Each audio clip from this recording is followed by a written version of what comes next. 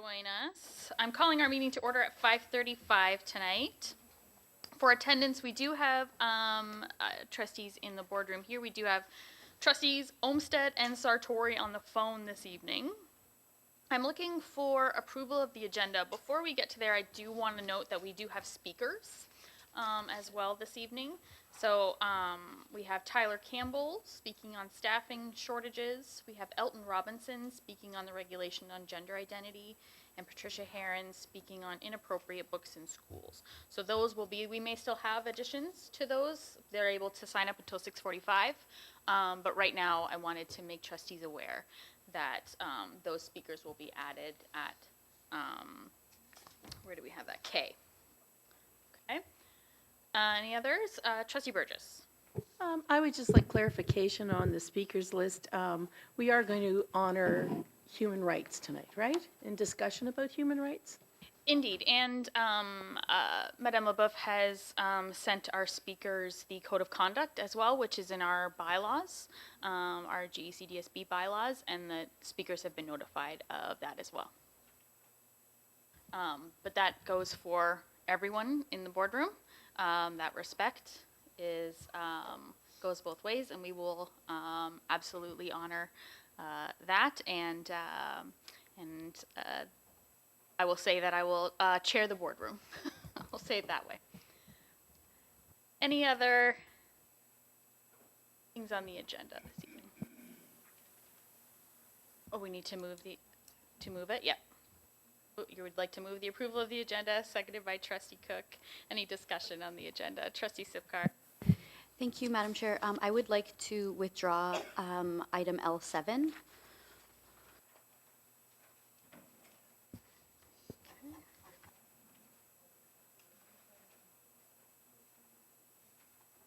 Does that need a seconder? No, because you're the, yeah. Okay.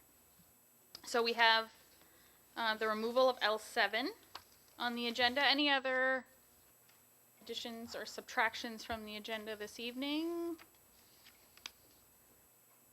Seeing none, all in favor of the agenda as amended. And that passes. Thank you very much.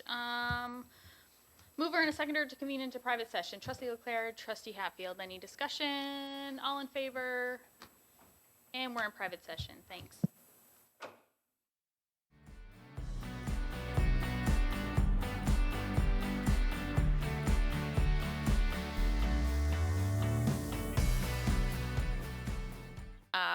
I will reconvene our public session here. I guess it was 7:01, now it's 7:02. We do, when we start our agenda at 5:30, read through attendance, but I will read through it again. We do have most of us here in the boardroom. We do have trustees Olmsted and Sartori on the phone with us this evening. I'll start with our land acknowledgement and then continue through the agenda. We acknowledge that we are on land and surrounded by water, originally inhabited by indigenous peoples who have traveled this area since time immemorial. This territory is within the lands honored by the Wampum Treaties, agreements between the Anishinaabe, Haudenosaunee, Lenni Lenape, and allied nations to peacefully share and care for the resources around the Great Lakes. Specifically, we would like to acknowledge the presence of the Three Fires Confederacy, the Ojibwe, Odawa, Potawatomi, and Huron-Wendat peoples. We are dedicated to honoring Indigenous history and culture while remaining committed to moving forward respectfully with all First Nations, Inuit, and Métis.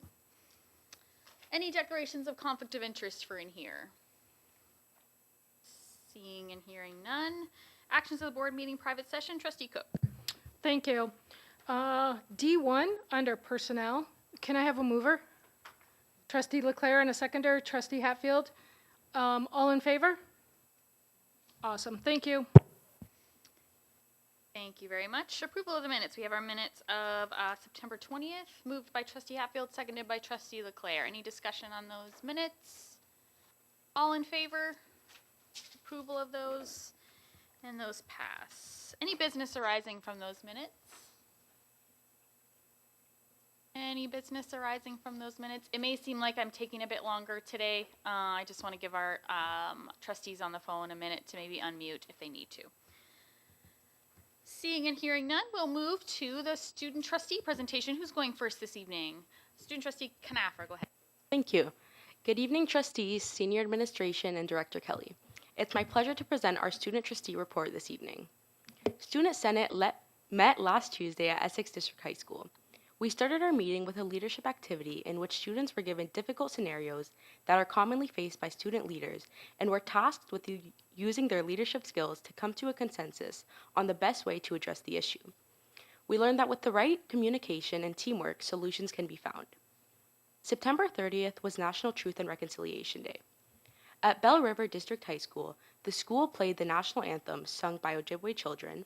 Students read a poem and had a moment of silence for all the victims and survivors of residential schools. The leadership class also made a display of orange shirts in the hallways that read, "See our orange, see our pride, see our culture, we will not hide." At Kennedy Collegiate, an assembly was held, and every student was given an orange ribbon to wear.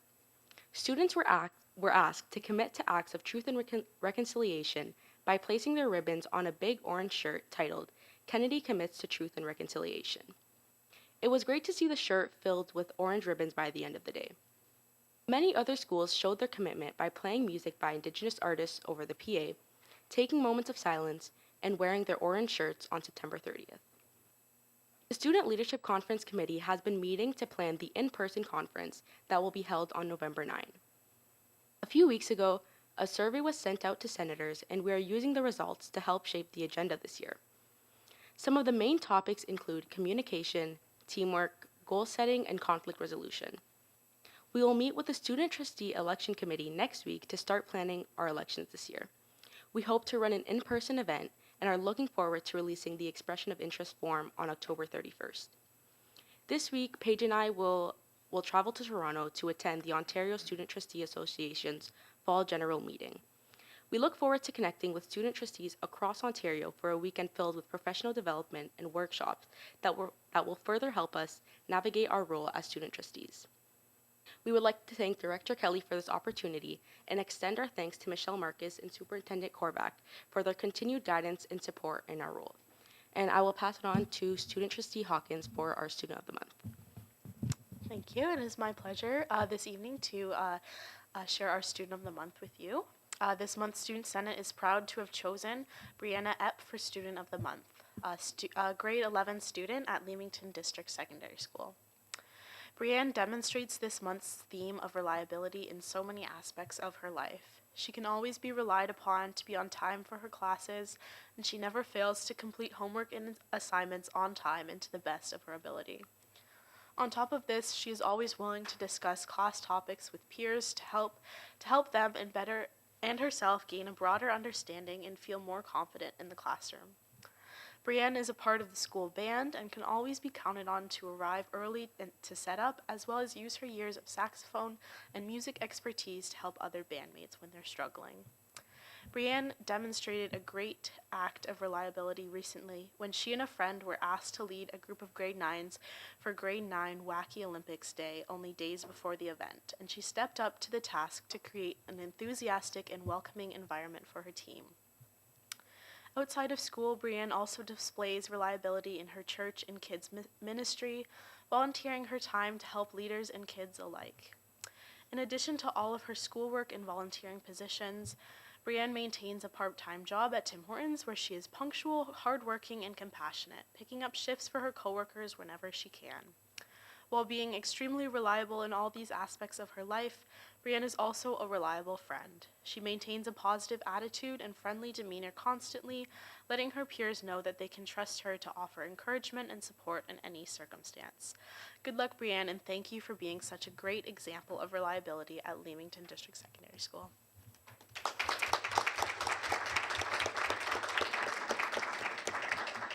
And unfortunately, Brianne was unable to join us today, but the senators at Leamington were very happy to congratulate her at school, and we'll be sending over her certificate to Leamington. Thank you, and congratulations, Brianne. Thank you very much, and congratulations to Brianna. I'm so pleased that her school got to celebrate with her as well. That's great. Do we have any questions for our student trustees this evening? Trustee Burgess. Thanks, Madam Chair. Through you, You met at Essex District High School. Is that something that you're going to continue to do, kind of rotate through and see other high school facilities? Because I thought the meetings were mostly central here. Yeah, so last year we, because of COVID, we kind of tried to look at different schools because we couldn't meet in the board office. But this year we decided to kind of rotate. So we're going to, next month it'll be at Kennedy. So we're kind of rotating between the board office and different schools. And also along with that, rotating between a county school, like a county location and a city location, to make sure it's a little bit more accessible for students in the county to go to all the meetings and city students to be able to go as well. Love that. That's great.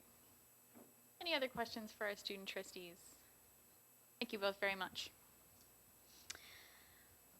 Okay, we have no delegations this evening. We do have 3 speakers on the speakers list. And trustees, I would have given you those names earlier when we approved our agenda. So we will start with our first one. For all of our speakers this evening, you will have 5 minutes. And questions of clarification can be given to our speakers. But if there are questions for senior administrators from the presentation, those should wait until trustee question period. We have our first speaker this evening, Tyler Campbell, and he will be speaking on staffing shortages. Welcome back, Tyler. Yes, thank you. Ms. LaBeouf, are you timing, or do you want me to time? Ah, look at you. Nice. Okay, so Madame LaBeouf will start whenever you start, and you'll have 5 minutes. Okay, thank you very much. Hello, everyone. I've come here tonight to speak on a systematic issue that is impacting our students, staff, and schools. Students are being left without support. Employees are being left in what I would describe as unsafe working conditions. Schools are not operating at 100% capacity to ensure our children are safe. Staffing shortages and unfilled jobs are becoming an everyday norm, and we are starting to be accustomed to working shorthanded. During COVID, we saw some unforeseen circumstances. We all pulled together to make things work. Unfortunately, shortages started before COVID. COVID even hit, and we have seen a slow decline in people applying to become an educational support staff. The list is vast on why people don't apply to choose to leave this profession. With record levels of inflation, employees are simply underpaid, and the board is not able to attract and retain employees. The starting wage is $18.75 an hour for a temporary support staff. As a full-time support staff, you get paid for 35 hours a week and are laid off for 11 weeks of the year. The children who we serve come from a wide range of exceptionalities. Our students are not being provided the services they require. In some cases, students are unable to start at their schools because we simply do not have enough educational support staff to supervise them. I'm speaking tonight to bring my members' concerns and pleas for help. The Greater Essex County District School Board can't afford to continue with the same approach. We cannot accept having unfilled jobs every single day. We cannot rely on human resources who are also understaffed to dig us out of this problem. Human resources works nonstop to try to keep up with the shortages, but they need help as well. We need to stop everything and collaboratively work together to fix this problem. We cannot accept hearing comments like it's unprecedented times and we are in a staffing crisis. If we are in a staffing crisis, we need to act like we're in a staffing crisis and take action.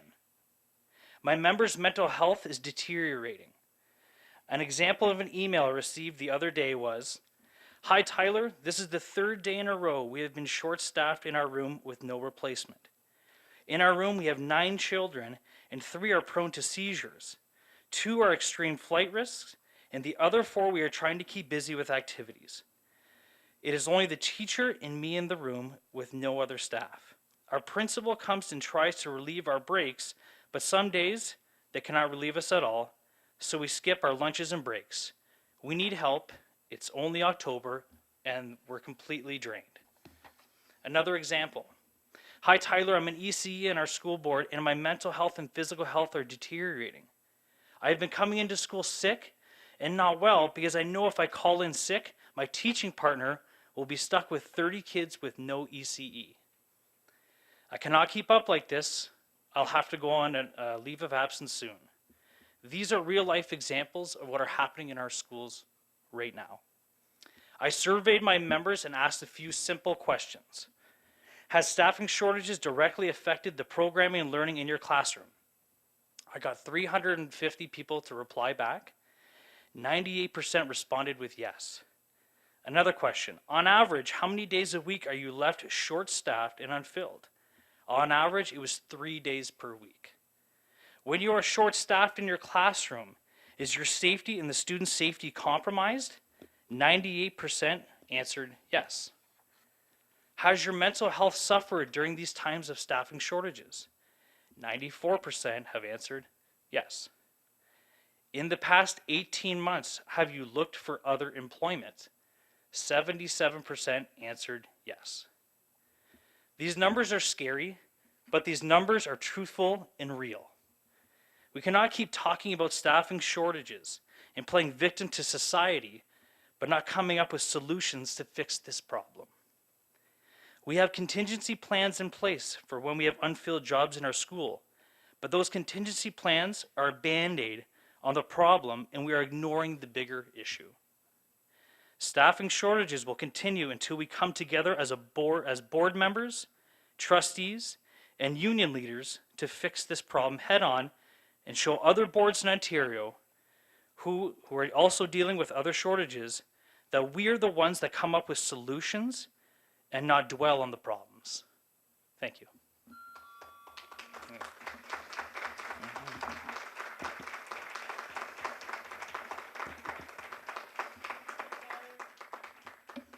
Thank you very much, Tyler. Thank you. Any questions of clarification? Trustee Leclerc. Thank you. I want to comment on how well-timed your 5-minute conversation was. That was remarkable. Last time I was here, I left a minute up on the board. I wasn't gonna do it again. Yeah.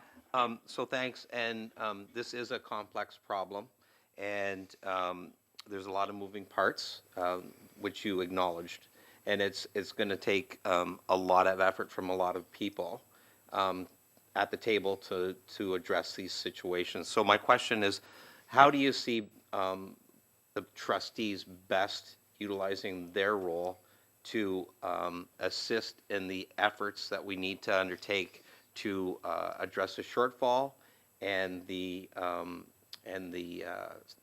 remuneration?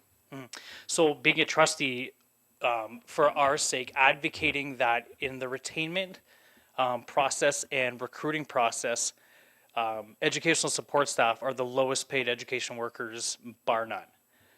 Most education workers has 2 to 3 jobs at night. It's a very, very challenging job.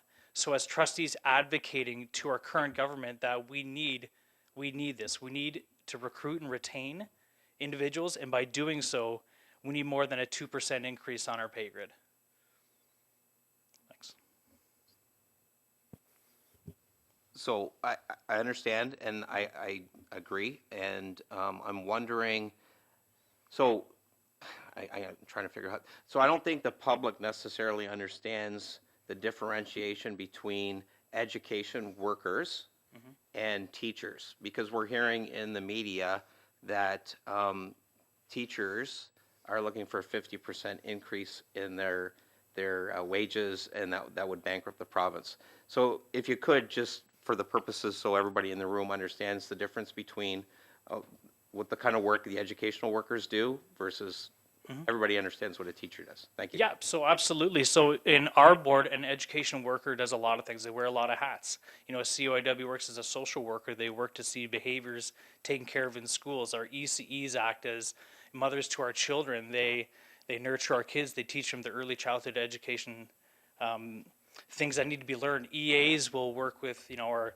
most exceptional students who have high behavior needs, our autistic students, our children with Down syndrome, our children with learning disabilities. And what support staff who we work with the most challenging students.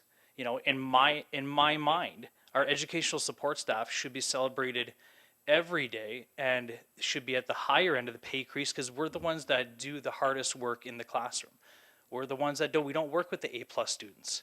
We don't work with the best students in the classroom. We work with the students that need the most help and the most teaching and the most learning, and we need to have the most patience to do so. So in my mind, I believe the educational support staff should be at the higher echelon, better than everyone else. Trustee Sipcar. Thank you, through you, Madam Chair. Trustee Leclerc stole my question in a way. I wrote down the words "work collaboratively," and so what came to mind was almost the exact question, but I'll pivot a little bit and ask, what can we do here locally to support your efforts? And I know that advocacy is one of those roles that we can take, but the words "work collaboratively" stood out, and so I'm wondering if there's something missing here locally for our board. Well, collaborative, when I talk about collaboratively, I mean we need to slow everything down. I find right now we are continuing with education, PD is starting again, and we're ignoring the fact that we're missing this piece. We're still short in these classrooms. It's like we're kind of moving on and not actually treating this as a crisis. So collaboratively, if we all sat down together and said, we're going to fix this problem, we're going to look at this, we're going to investigate, we're going to help HR recruit and retain and treat this as a crisis, that would be the best to work collaboratively together. Student Trustee Hawkins. Thank you. You mentioned that children are not receiving some of the services that they need due to these shortages. Could you explain further or provide some examples of what that might look like? Yep, absolutely. So to give an example of somebody that might not be providing services, so in our school board right now, we have our sign language interpreters. So we have, let's say on average, right now, we'll say 14. Right now, if one of those sign language interpreters were to go off on a medical leave or any kind of leave, we have one person, a floater position that could possibly cover their position. So God forbid, if we lose one sign language interpreter, we're out of luck. Then if we have multiple, if let's say we have 2 or 3 sign language interpreters that may call in sick on a day, that means we have 2 or 3 students within our system that aren't receiving their voice that day. So that's a huge issue. And we have one floater position right now. We don't have anybody on deck for that position. So we are dangerously close from these kids not being able to have their voice that day with one position. So that would be my example. Trustee Burgess and then Trustee Cheen. Thanks, Madam Chair. I note that today is Early Childhood Education Educator Appreciation Day. So the irony is not lost that you're here today. I would like to also, for clarification, because you talked about shortages and you talked about the pay scale. We certainly know it's a crisis in that, but have you noticed an increase in need? Because we also hear that. And I wonder if you could clarify that even if things were status quo and we had the same amount of folks, has the need increased? Yeah, absolutely. So the need increase is vast. We have a lot of students coming in from out of towns coming into our school board, which absolutely we can celebrate. It's a nice patch on our shoulder to say that we provide the best special education we can provide, but we're slowly slipping away from that because we don't have the bodies anymore. We have the best programs, but we don't have the bodies to fit those programs. So the needs coming into our system are outweighing the bodies and the people we have for those needs. We were in staffing just this past couple of weeks, and we have 50 to 60 vacancies, and we received, let's say, 22 full-time EA positions, which is great. We appreciate all the full-time positions coming into our board, but when we fill those positions, somebody has to fill the positions that they were in. Then when you look to the list, there's nobody to fill those positions. So it's the needs are outweighing the bodies that we can put in buildings. Thank you. Trustee Cheen. Thank you, Madam Chair. My question is that, is there any difference about the wage between the public school board and the Catholic school board? And if there is such a difference, the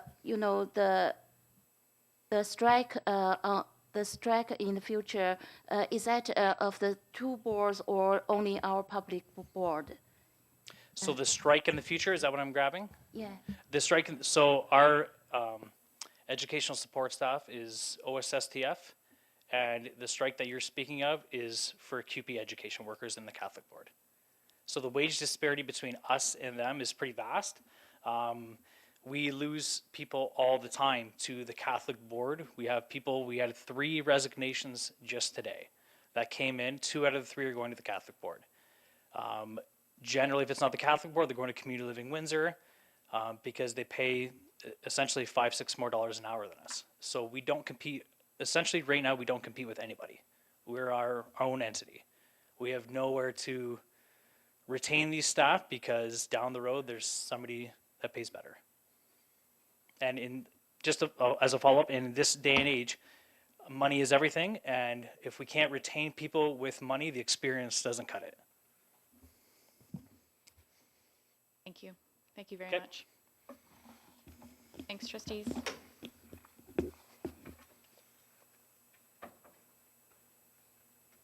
Our next speaker this evening is Mr. Elton Robinson. You can come on up to the mic, Mr. Robinson. Again, you'll have 5 minutes, just as Mr. Campbell had. And following that, there can be questions of clarification. Thank you very much. We'll start the timer when you begin speaking. Thank you for the time to stand up here. I appreciate it. Hi, I'm Elton Robinson, President of Parents for Parents' Rights. I am here to speak on policy PAD 38, Administration Procedure AP AD 69, reference number RAD 65, titled Gender Identity and Expression. As stated in the document, this policy sets out the board's practice in respect of school records for students based on accommodation requests related to gender identity and gender expression.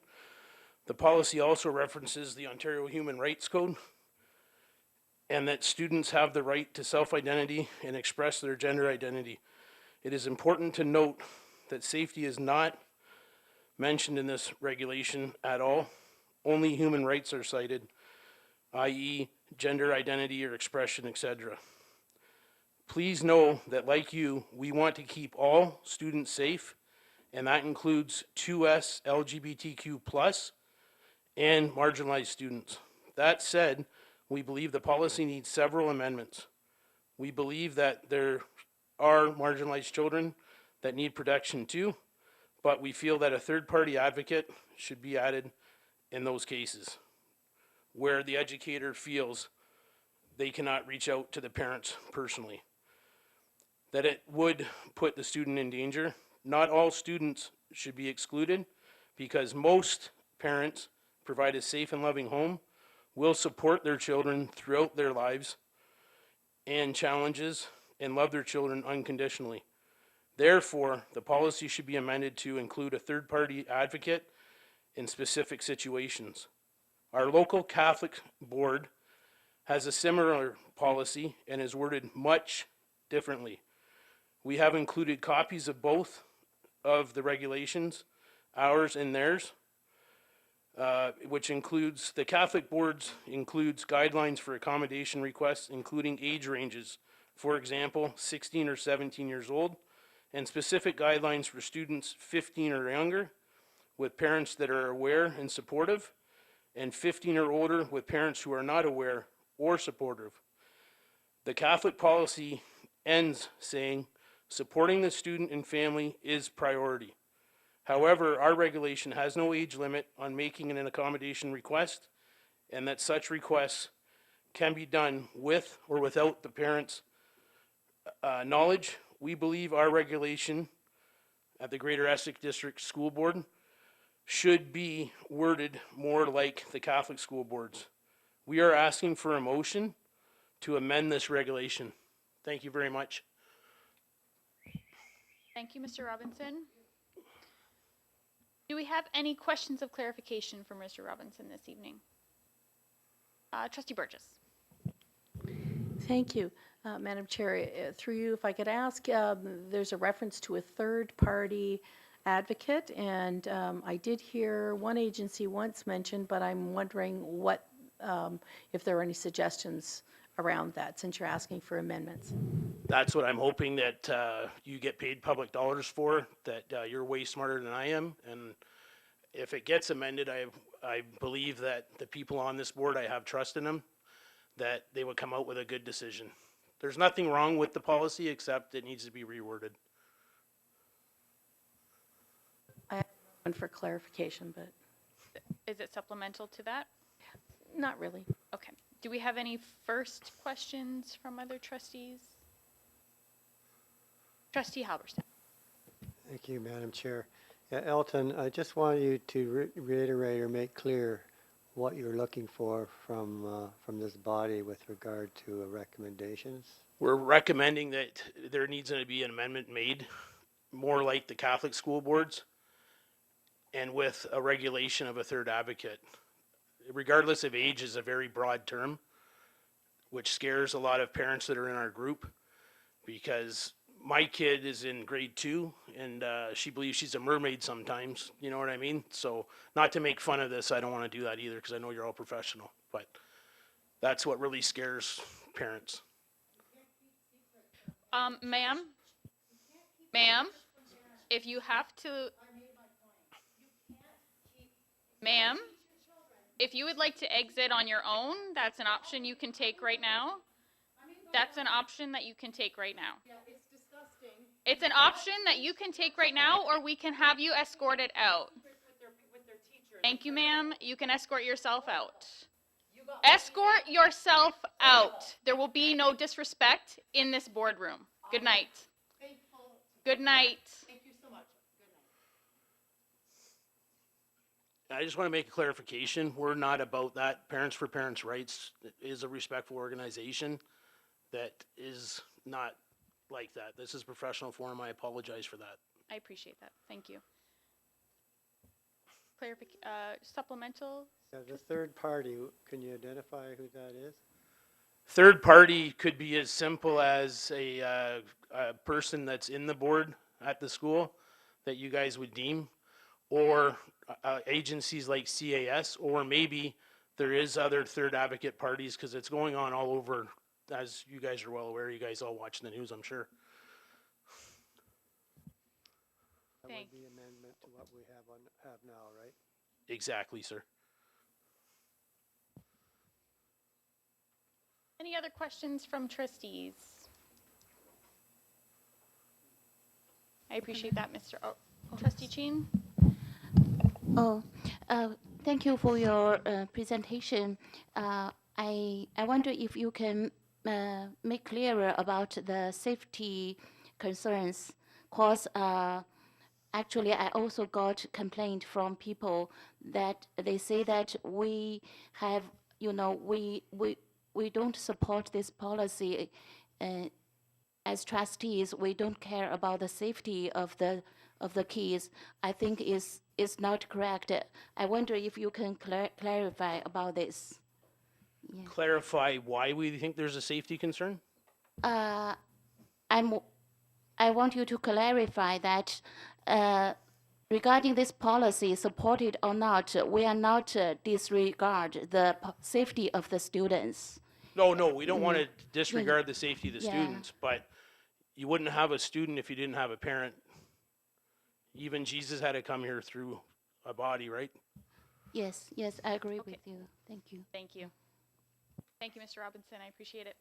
Thank you. Indeed. Just one question, sorry. Yeah.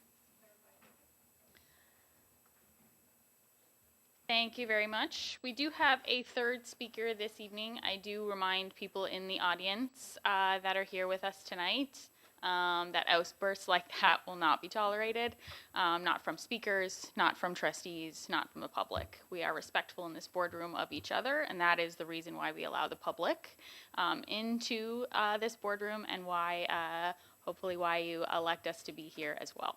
And so when we can operate under that assumption, that is the code of conduct in this room. I will invite up our third speaker, Ms. Patricia Herron.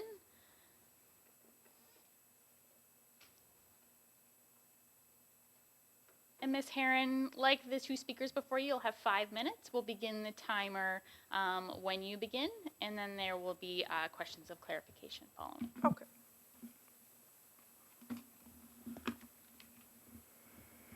Good evening, everyone.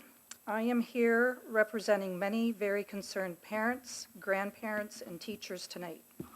We would like to bring awareness to books and resources that have been approved and introduced into our schools, following with a question. This is an example of one of many books that have been approved in our schools. The name of the book is What Are Your Words? It's a picture book that introduces gender pronouns. Quoting from the book, "My pronouns are like the weather. They change depending on how I feel." We feel children are at an age of still pretending with big imaginations.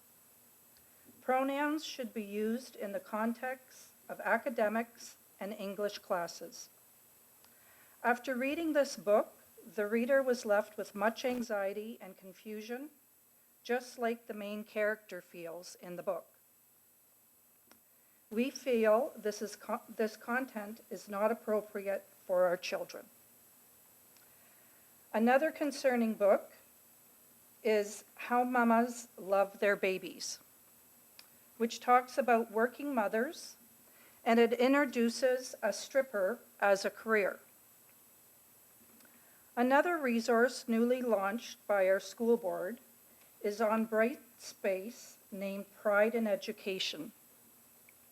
It is shocking that this resource shows videos of drag queens reading to our children in class and interacting with them. It is concerning to us that these books and resources are available in our schools, especially to our primary students. These books are not inclusive in a public school with all children.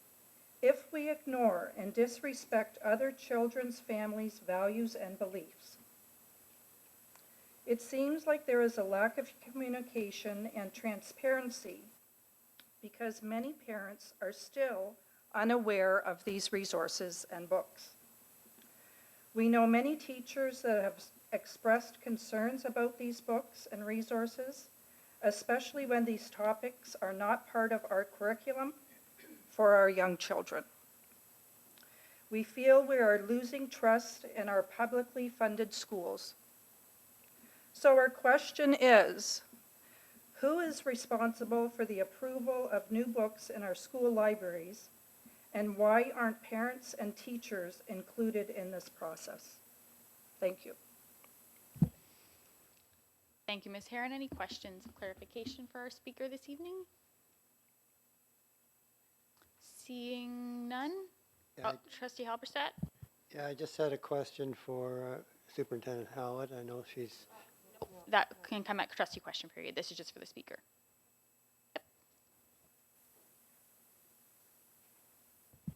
Thank you, Ms. Herron. I appreciate it. Thank you. And for all of our speakers this evening, if you could provide your remarks to Madame Leboeuf, and they will become part of our minutes from this meeting. That does conclude our speakers list, and so for anyone not familiar who hasn't watched one of our lovely board meetings before, if there are questions that come from these topics to senior administrators, they will come at, I should know this off by heart by now, at end trustee question period towards the end of the meeting. You're welcome to stay. We are a really good time up here, but if not, we are streaming live on YouTube as well, so you can head home and watch us from there, or you're welcome to stay and watch the rest of our meeting. But thank you very much.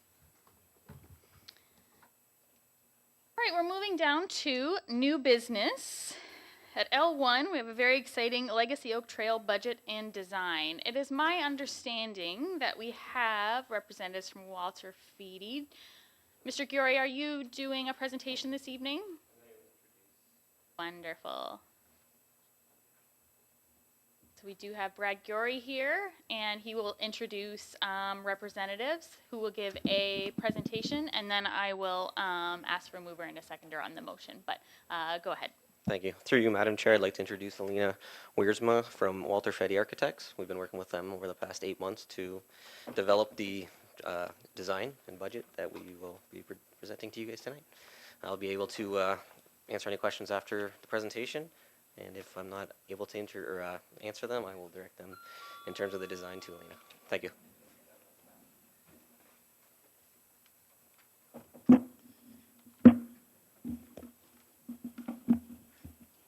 Hello, everybody. Alina Wiersma, one of the architectural partners at Walter Feddy, and I'm pleased to be with you tonight. Let's see if the presentation works out. Okay. So as you're probably aware, we started Legacy Oak, the public school project, in 2018. It was finished at the end of last year, which is 2021. And we need more space. So more students need to be accommodated, and so the new addition is proposed. This is a perspective of how the school will look after the addition is added. And so the view was taken from the southwest portion of the school, and so it's showing the new addition from the playground or the south side. Here you see the proposed architectural site plan. And so the new addition is shown, I would like to point, but I don't think that's going, oh, do you think it's going to work? Okay, there. So this is the new addition here.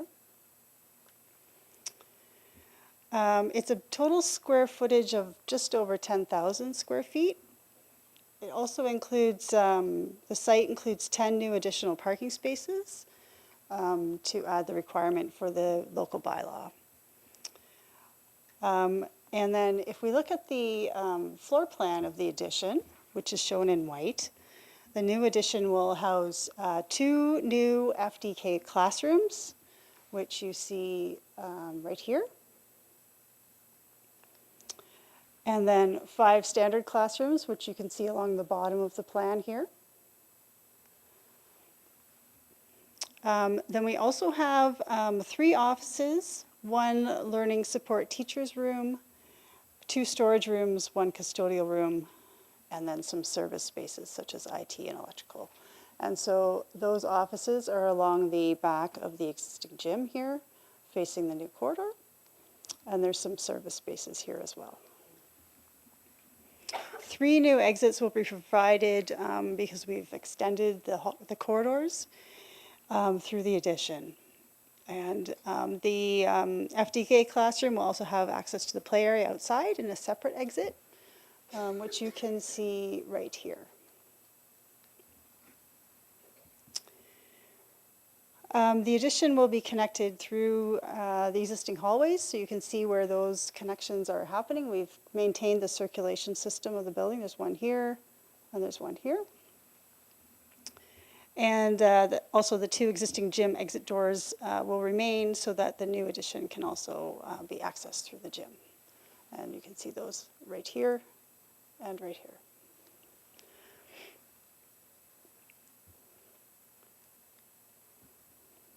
The addition will match the existing in terms of windows, doors, and building materials.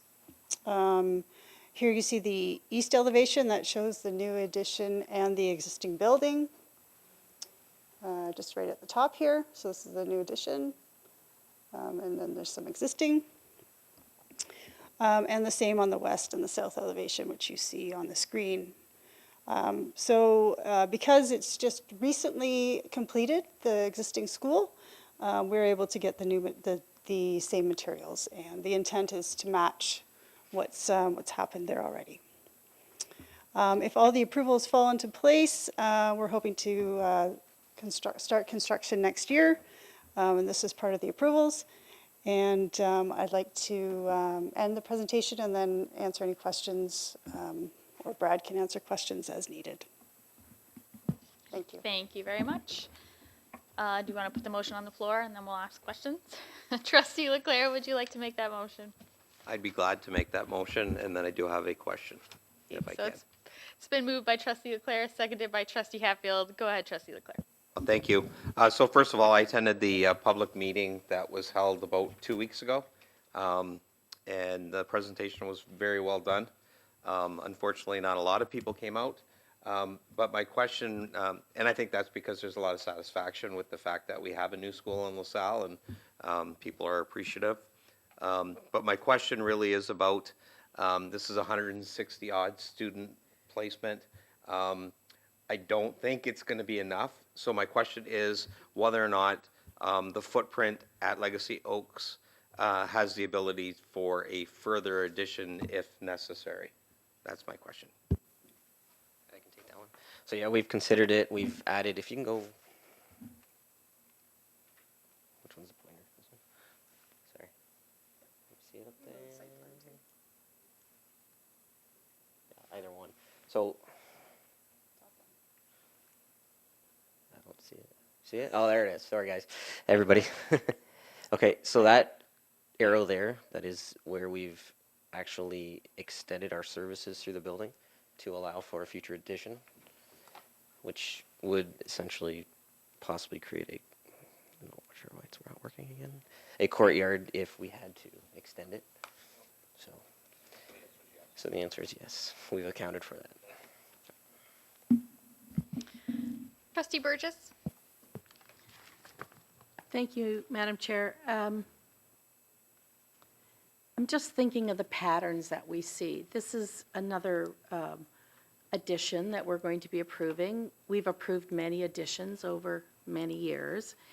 And with the school so new, I think it makes us look rather silly about bad planning. You know, we knew these houses were going to be, you know, built in the area. We knew the population was going to grow. We knew the kids were going to be coming. We knew that the school was going to be too small, almost on its approval. So it's not news to us, but to me,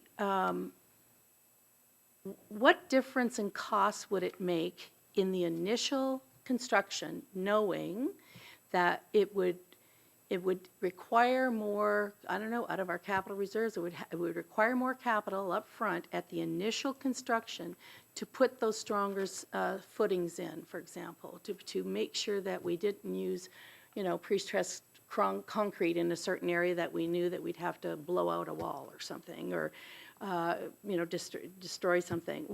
What's the difference in putting the initial costs up front rather than retrofitting something to get the same result? So I apologize if I don't understand it correctly, but in this case here, we actually did include all the infrastructure for this latest addition. The only, like, we wouldn't have done anything different in this current situation, to be honest. So the soil quality and additional footings and raising it, et cetera, was anticipated, and we had the infrastructure to support that in the initial construction. So all those additional costs come through unique site conditions. In this case, they come through unique site conditions, which we're able to go back to the ministry and request the funding for that.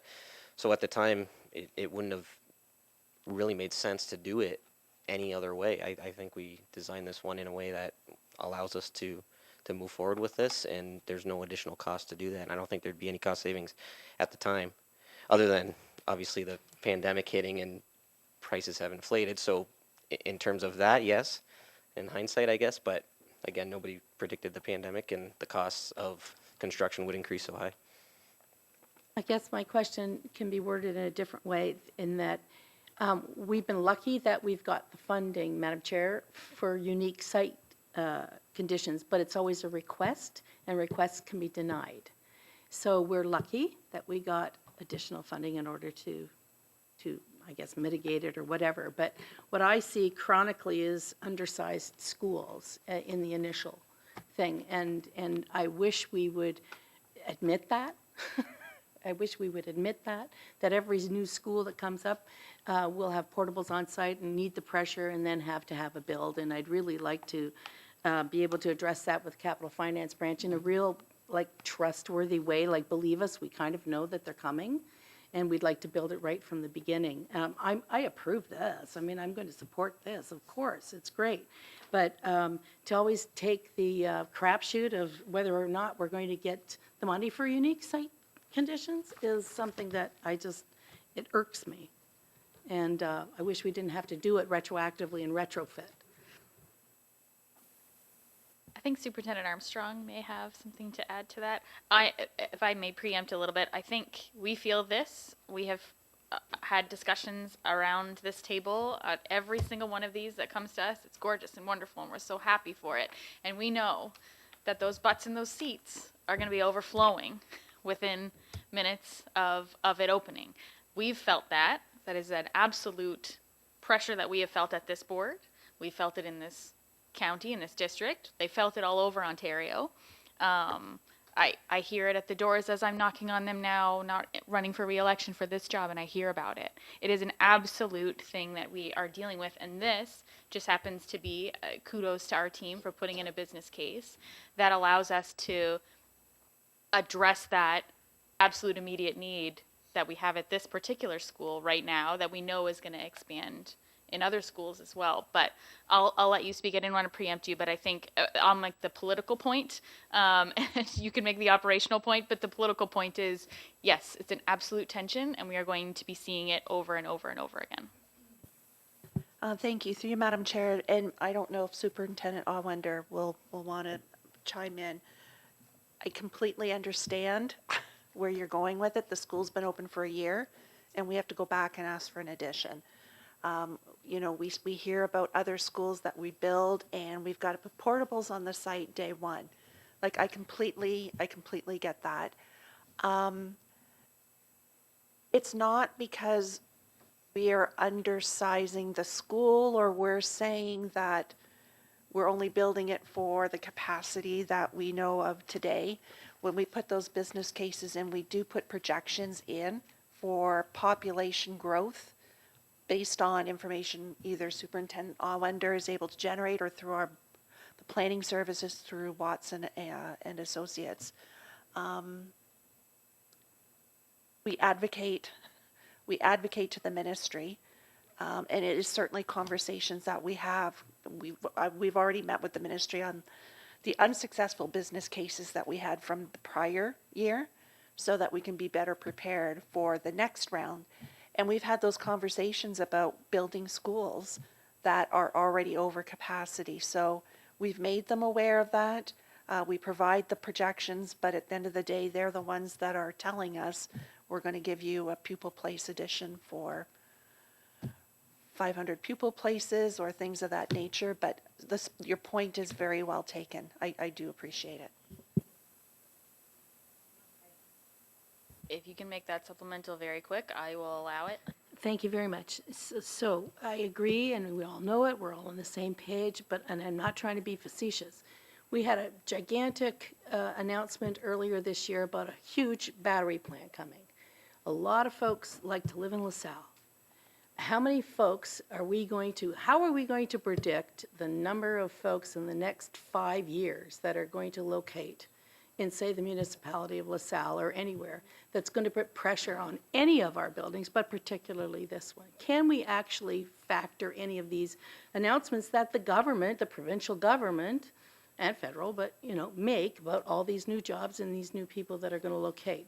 How do we do that? How do we plan at the school board to make sure that we have schools that can accommodate and after this edition don't have more portables? Superintendent Awender. Thank you for the question. Through you, Madam Chair. We do look at it, and as Superintendent Armstrong said, we do advocate for projections in our business cases that we send to the ministry. As you may know, you may have been part of the conversations with our recent visit out at Kingsville there. We certainly put our words into the ears of those who can make some decisions or at least have some influence on that.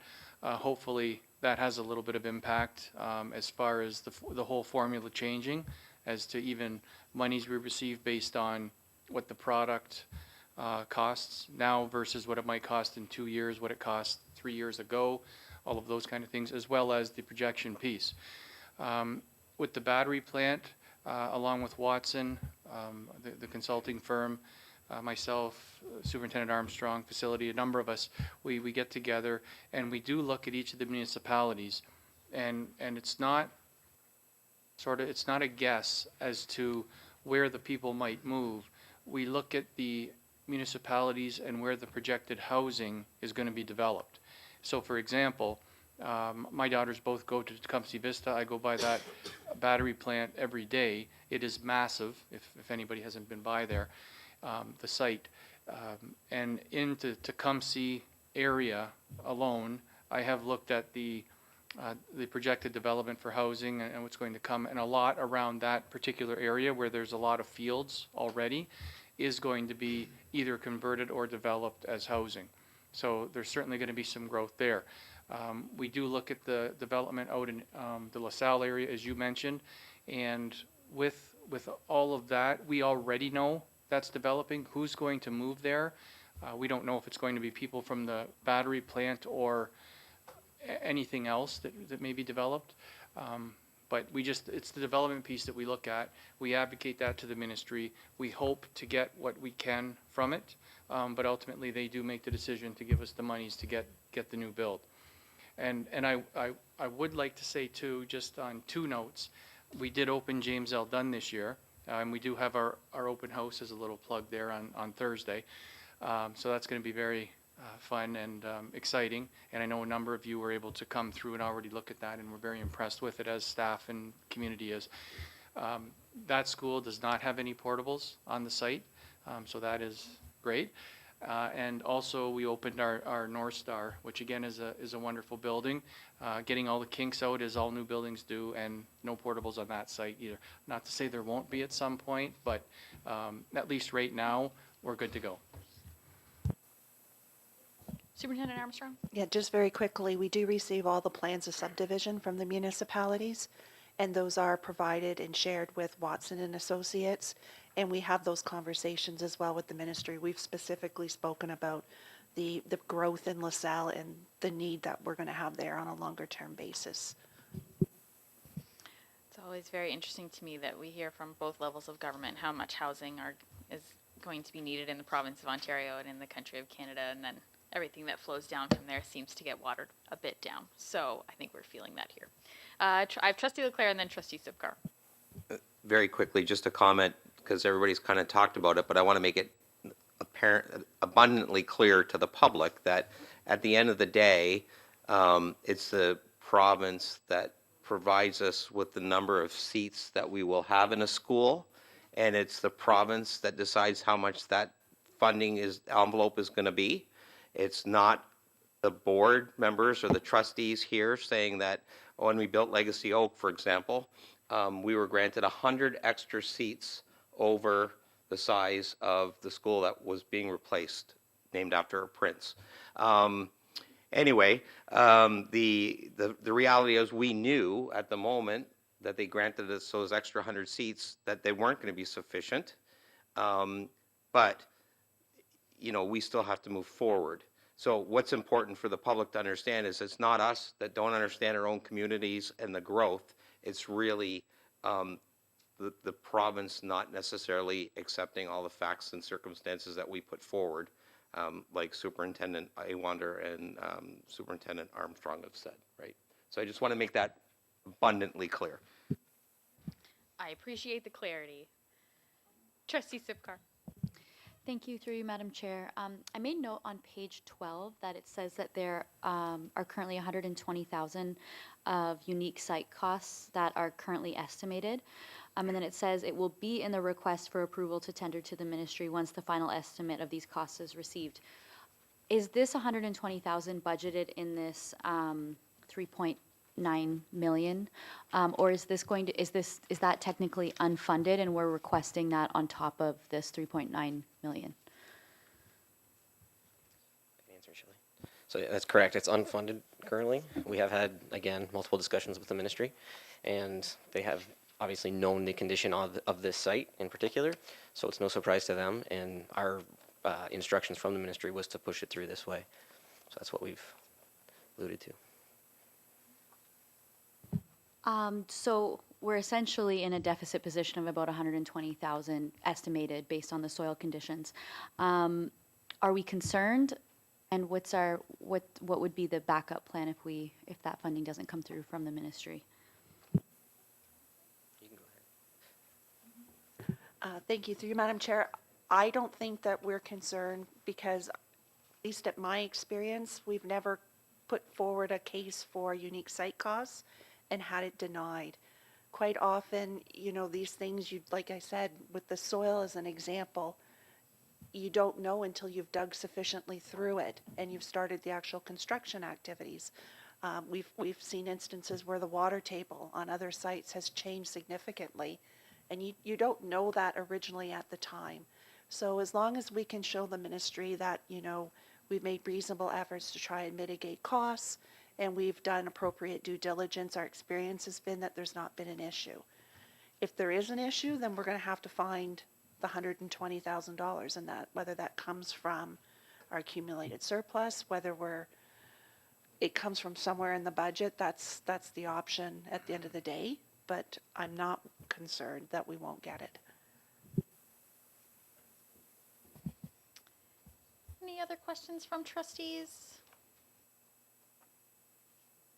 Seeing none, all in favor of the recommendation in front of us? Wonderful, and that passes. Support. Wonderful news Good. for wonderful news for LaSalle, and thank you to Ms. Wiersma and Mr. Giori for your presentation. Thank you very much. So we're moving through our agenda to L2, our policy and regulation on the promotion process, selection of principal and vice principal. Do I have a mover and a seconder for that? Moved by Trustee Cook, seconded by Trustee Burgess. Any discussion on this, Trustee Hatfield? Thank you, Madam Chair. Page 21. My questions are point number 8 and 9 have been deleted. That is the involvement of the school councils and leadership development programs that I guess we've been providing in the past.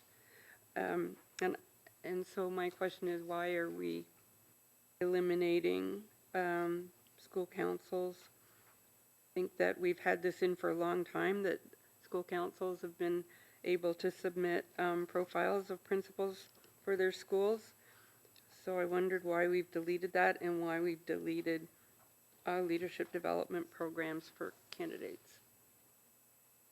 Superintendent Houston? Through you, Madam Chair, so thank you for the question. So you'll note that the title of both the regulation and the policy have changed. This specifically is about the promotion process. So a teacher becoming a vice principal or a vice principal becoming a principal.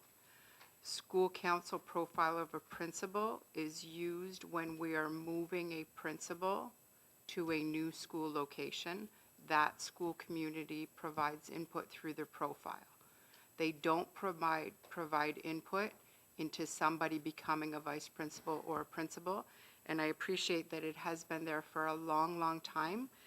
And the discussion around that is that it was very misplaced. So when it comes time for when we do our move, stay, retire as an example of our administrators, we take that into consideration, as well as the profile of the principal for that particular school community of what they're looking for in a principal to have a fit within that school. So that was the reason for the removal. And we also acknowledge that we probably need to do a little bit of a better job of communicating with our school councils about the profile of the principal for them to submit it before we do make moves of our administrators. And then number 9, the leadership development program. We do currently still have a leadership program. It's called Ignite. And again, that isn't about the promotion process. The promotion process is about applying for the job, going through the interview process, and then being put into the pool. The leadership development program is prior to that, and that is still in existence under Superintendent Atwinder. Supplementary then. So where would these 2 points have been moved to so that they don't, fall off the table? You knew I was going to ask that? Through you, Madam Chair. Again, thank you for the question. I anticipated that that would be the next step. So it would be, again, around communicating better through our website, through our school councils, through GECPIC as well, about the profile of the principal. I haven't looked deep into our policies enough to see, does it fit somewhere, like, or does it fit within a school council resource? Does it fit somewhere else? And then through the Ignite, that is published and promoted throughout the board, that people can participate in that. Trustee Burgess. Thank you, Madam Chair, and I appreciate the previous questions from the previous questioner, because they were raised at policy, exactly as that. And I just want to say that, I think it's a typo, that's all it is the word school is also struck from number 8. Correct? Yes, number 8. So I'm working in its on that entirety, assumption. Yes, number 8 in its entirety and number 9 in its entirety. Number 8 does not read school, and that's it. But yes, thank you for that. Any other questions from trustees? Trustee Chin? Thank you, Madam Chair. I'm sorry, I'm not quite clear about, seems the regulation and the policy, their, scope are, kind of smaller by adding promotion process. So where are the policy and regulation for the overall selection of principal and vice principal? I didn't really, follow where is the procedure of the overall selection procedure. Yeah. I think the question is the difference between this promotion regulation and policy, and how those individuals are placed in the pool is covered under this policy. How does the selection of principals and vice principals within the system, what is that governed under, let's say, or who makes those decisions? Is that correct? Okay. Through you, Madam Chair, and thank you for the question. There is not a policy or a regulation around that. That occurs at Directors' Council. So that is the senior team that makes those decisions of people who are in the pool. Then we do the placements when we know that retirements are coming or school moves are necessary, taking the input from the profile of the principal, and the senior team makes those decisions around where principals or vice principals from the pool and what school they would be placed in. Thank you. Okay. So I'm looking for all in approval of this regulation and policy in front of us. All in favor? Trustees, yep, all in favor, great. That passes, I appreciate it. Moving on to L3, policy and regulation, board lodging and transportation once a week, Peely Island. I'm looking for a mover and a seconder. Moved by Trustee Leclerc, seconded by Trustee Cook. Any questions on this? Any questions from trustees? No. All in favor? Nice. And that passes. Let's keep that going. Policy and regulation, health and safety, workplace violence and harassment. Moved by Trustee Sipkar, seconded by Trustee Leclerc. Any questions on this one? Trustee Hatfield. Thank you. I think the changes were minor, but on page 28 and 31, I didn't understand what that block there is with the director's signature. That's for. Through you, Madam Chair, I believe it has to go on the workplace health and safety. It has to be contained on there, and it's posted, I believe, in schools as well. Has to be where? Like I don't know like where it's sitting. I don't understand. It's posted through you, Madam Chair. Because we have each building or each site is considered its own site under the Occupational Health and Safety Act. Right. This policy has to be posted as well as the regulation on the health and safety bulletin boards at each site, and it is required to be signed by the director and by the site supervisor, which in most cases would be the principals of the schools. So this has, for what's in this document, it's last year's document, and so it has Director Kelly's signature on it. Obviously, everything will get re-signed Okay. when it is passed. So it's a signature of the policy and the regulation. Correct. Under OSHA. And that's how it, does it have to be reflected in the policy and regulation statements? Like, I could see that it needs to be when you post it.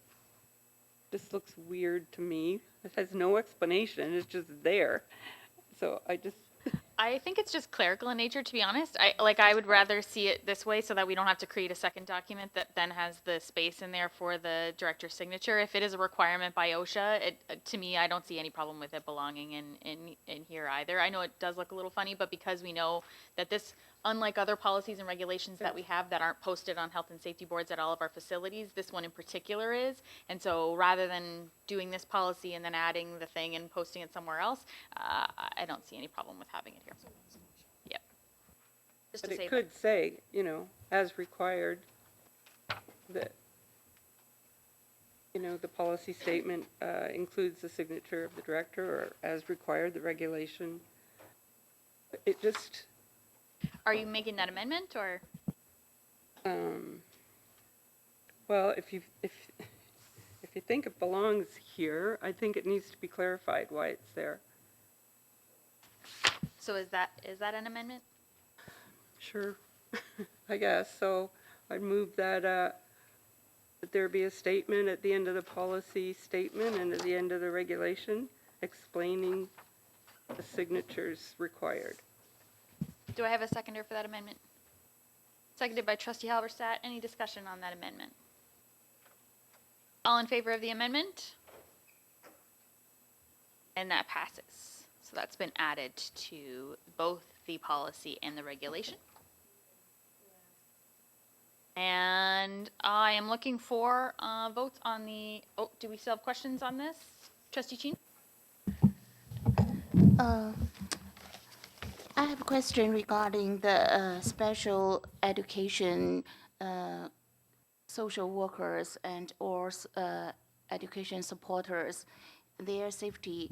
And cause I did hear some concerns regarding their safety, and I didn't really see that there is anywhere here mentioned that that safety, you know, plan for those kind of workers in the special circumstance, and also the risk assessment to foresee what the, you know, damages will happen and to avoid it. So I don't know if we have this kind of regulation or procedures in plan to, existing, so that we can protect and make our workers really, you know, work without fear of violence in a safe and healthy workplace. Thank you. Thank you. We did have a bit of discussion at policy committee that this was regulation or language that had come from something. Am I correct in that? OSHA? Superintendent Armstrong, can you clarify for me? Correct. Thank you, through Madam Chair. This is language specific that comes from OSHA, and it is a general policy and regulation that's applicable for all staff, regardless of what positions they hold in the board. And in the regulation specifically, it does mention that we have a management program. We have a workplace violence prevention program. So there's a number of programs that are in place that talk to specifics about the health and safety processes with respect to our workers in our buildings. It's just not articulated. It's not articulated in the regulation. It's referenced in there. Superintendent Houston, do you have something to add there? Thank you. Through you, Madam Chair. Every one of our job classes within the board has a matrix for job hazards that are clearly outlined. So our educational support staff, for their particular role, what are the job hazards? A science teacher, what are the job hazards? Every single one of them has that through our health and safety officer. Thank you very much. All in favor of this policy and regulation as amended? And that passes. Thank you, trustees. Looking for a mover and a seconder on the policy of monitoring of lead levels in drinking water. Moved by trustee Hatfield, seconded by trustee Cook. Any questions? This one. All in favor of the policy in front of you. And that passes. Thank you. I need a mover and a seconder on policy and regulation trustee expenses. Policy committee was busy. Moved by trustee Leclerc, seconded by trustee Cook. Any questions on this? Trustee Hatfield. Thank you. On page 41, I have a question about the newly added bullet under reimbursement forms. It says expenses may be denied at the discretion of the chairperson, and I appreciate that there can be some discretion here of the chairperson to deny a claim, but I think there should be some parameters because it's kind of open-ended that for any reason the chairperson can deny somebody's claim. I'm just a little bit uncomfortable with that there are no parameters.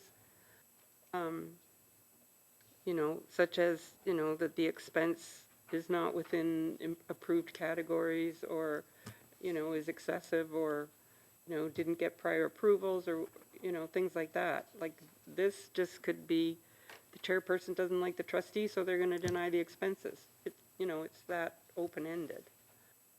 So I'm not comfortable with that and wonder if the committee gave that any thought. We did actually have a discussion about this at policy committee, and I will say from my own vantage point, it would be really difficult for me to give an exhaustive list, as it would be for any other chairperson to give the exhaustive list here. And so this balance was struck between, do we put an exhaustive list in, or do we leave it up to the discretion of the chairperson? And I won't speak for the rest of the policy committee. I don't know if that clarifies our discussion there to that point. Is there a supplemental to the? So I guess the thing is that if a claim is denied, trustee has no recourse. So that, you know, there's no way to appeal the chairperson's decision. And I guess I have seen examples in previous years where a chairperson has denied and didn't explain why, and there was no recourse to get an explanation or to challenge the chair's decision. So I'm just a little bit concerned about that. I mean, I don't know what the claims look like. I haven't been chair for a long time, so I don't know what they look like these days. But it's just a little bit concerned that there's no parameters and there's no avenue to appeal. I can appreciate that. I'm hoping that as chairperson that I'm approachable enough at least for a conversation. I won't speak for future chair people, but I think that certainly those things can be discussed. I don't know if that satisfies, but trustee Leclerc. Yeah, to trustee Hatfield's point, I think it would be appropriate that as expenses may be denied at the discretion of the chairperson, and when the chairperson makes such a denial of expense, that a written explanation be provided to the trustee, and further, that the trustee has the option to appeal to the committee of the whole for approval to override the chairperson's decision. That's what I think. Is that an amendment? It could be. I don't know what I just said, but I'm hoping Madame LeBouf got the gist of it. But that's my point. It's like, I get it. And you're not going to be the chair moving forward. And I've never submitted an expense myself, so I've never had one denied. But what Trustee Hatfield brings up is a real possibility that there could be a personality conflict. So I think checks and balances are always appropriate. So I will make the motion that in some form expenses may be denied at the discretion of the chair. In such circumstances, the chairperson shall provide a written explanation to the trustee. The trustee then has 30 days to appeal to the committee of the whole to overturn the decision of the chairperson. That'll be my amendment. That is the amendment on the floor. Do we have a seconder for that amendment? Trustee Burgess? Do we have a comment on that amendment? Trustee Burgess? Thanks, Madam Chair. We have 3 committees of the whole.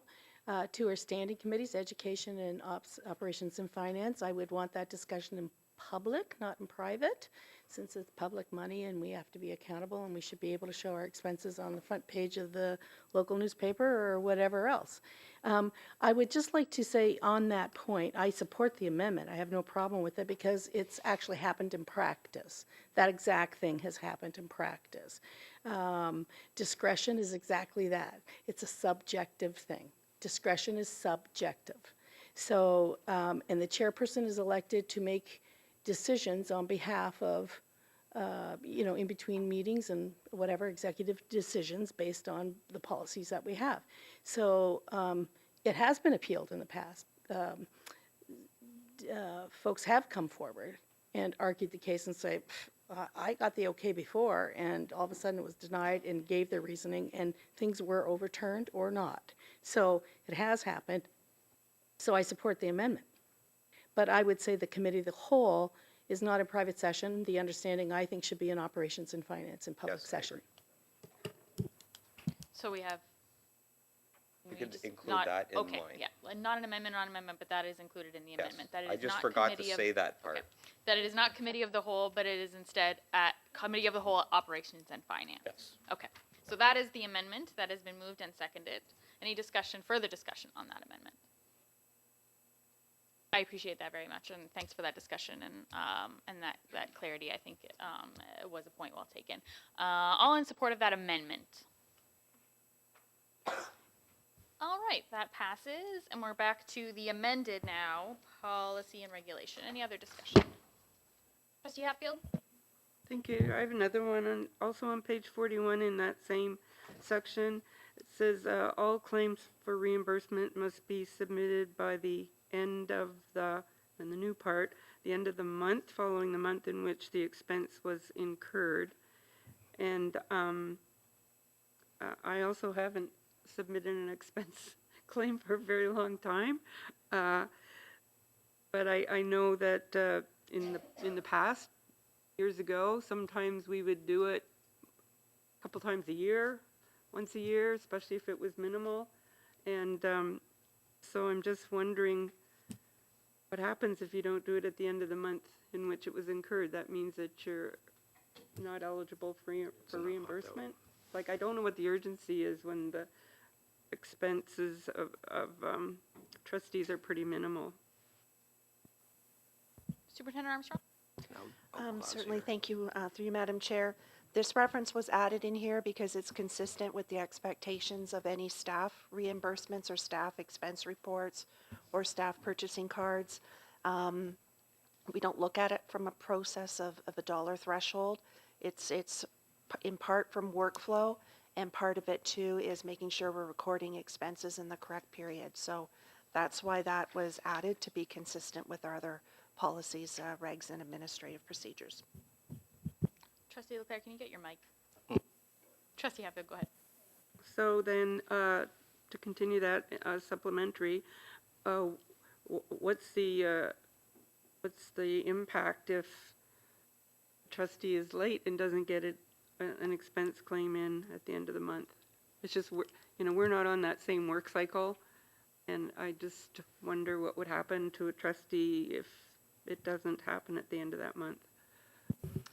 Thank you, through Madam Chair. Well, I'm hoping that trustees would work to achieve the timing, but at the end of the day, it's the chair of the board that is signing those expense reports, and if the chair signs that expense report, then the business department is going to process those payments. I'll allow one last one. Because I guess I'm just thinking that this could be one of those reasons for denial, because you missed the timing on the month end, and that would be a concern. Well, that is maybe, but I think our amendment has at least given recourse for that, so, yeah. Yep. Point. So, on the policy and regulation as amended, all in favor? And that passes. Thank you very much. You'll note L7 is struck from the agenda, so our new L7 is a notice of motion by Trustee Sartori. Trustee Sartori, would you like to move that? Yes, please. Thank you. And I need a seconder. Trustee Burgess. Trustee Sartori, would you like to speak to it? Yes, please. Thanks so much. Good evening, everyone. Thank you for having me on the phone tonight. I appreciate it. So I brought this motion forward at the last board meeting, the last time we met, which was the same night that our standing committees were meeting. And I asked a few questions that were answered quite well at the Operations and Finance Committee relative to, fundraising in general across the board, and to get a sense of how much schools sort of rely on fundraising. Part of that question, or part of that, discussion, revealed that schools were raising approximately $9 million across the board in fundraising dollars for the few years before COVID. During COVID, I believe the date that was given was in 2020. That fundraising had gone down to about 1.5 million, right? Which is understandable, given that it was COVID. But it really, in my mind, opened up an area that, in my 8 years as a trustee, I don't think we've had sort of a lot of insight into, and that's not to imply in any way that it was kept from us, but I'm interested in at least to start having trustees have some more information in terms of data on fundraising dollars in each school and the board for the last 10 years. We know as well that our provincial funding only goes so far. My understanding is that it's basically a given that the provincial dollars are not going to cover everything a school community might want to see happen within that school community, and includes the kinds of things that, or fundraising includes the kinds of things that can make a school community so much more, I think, vibrant. In addition, to the people, of course, that are already there, including staff, families, and kids. So, this is sort of the background and rationale for the motion. And then another aspect of the discussion that night too is that it's sort of common knowledge, I guess, that different schools have a different almost like base, I'm going to say ability, and that's not to make any commentary on skill or anything like that, but sort of a base ability to do fundraising that is really closely aligned to the income of the households of the kids that are attending that school. So I was interested in looking at that data cross-referenced by median income. So median income. So I'll stop there. I don't have visibility into the room, but that is essentially the rationale for this motion. Thank you. Thank you, Trustee Sartori. Trustee Halberstadt. Thank you, Madam Chair. Yeah, I guess my question is 10 years of records, and what would it take in time and resources to collect that information? And I guess the second question is, what what do you do with it? I think it'll probably, we can all predict right now, based on socioeconomic reasons in different regions of the city, that we can pretty well know now how many schools can raise money as opposed to other schools. And if we put out this data, it's probably going to, I assume the rationale, the final rationale for this is to make it all equal, which is a great plan. But is it realistic? And would it not shame maybe the schools that do not have the resources to fundraise like the others? Someone from administration want to take that? Or Superintendent Armstrong. Sure, thank you for the question. Through you, Madam Chair, do we have the data? We do. We would have it by school for those 10 years. It will take some effort on our part because we actually do track kind of some of the buckets in terms of what the fundraising is for, but some items that go through school generated funds might be to purchase a t-shirt and it's not intended to fundraise for the school, for example. What you collect is what we're paying out, and so we'd have to pull and filter some of that information out so that it is really true fundraising information. In terms of the median income, that's going to take us some work because I'm assuming that what we're being asked is to provide the median income across all schools for those 10 years for each school. So if I'm interpreting it correctly, so that will take some effort and some research on our part, and I can't comment on the purpose of what you'll do with it after. To maybe the mover, what would you expect, Trustee Sikori, what do you expect the end result of this would be? And could we get to another solution without having to gather all this data for 10 years?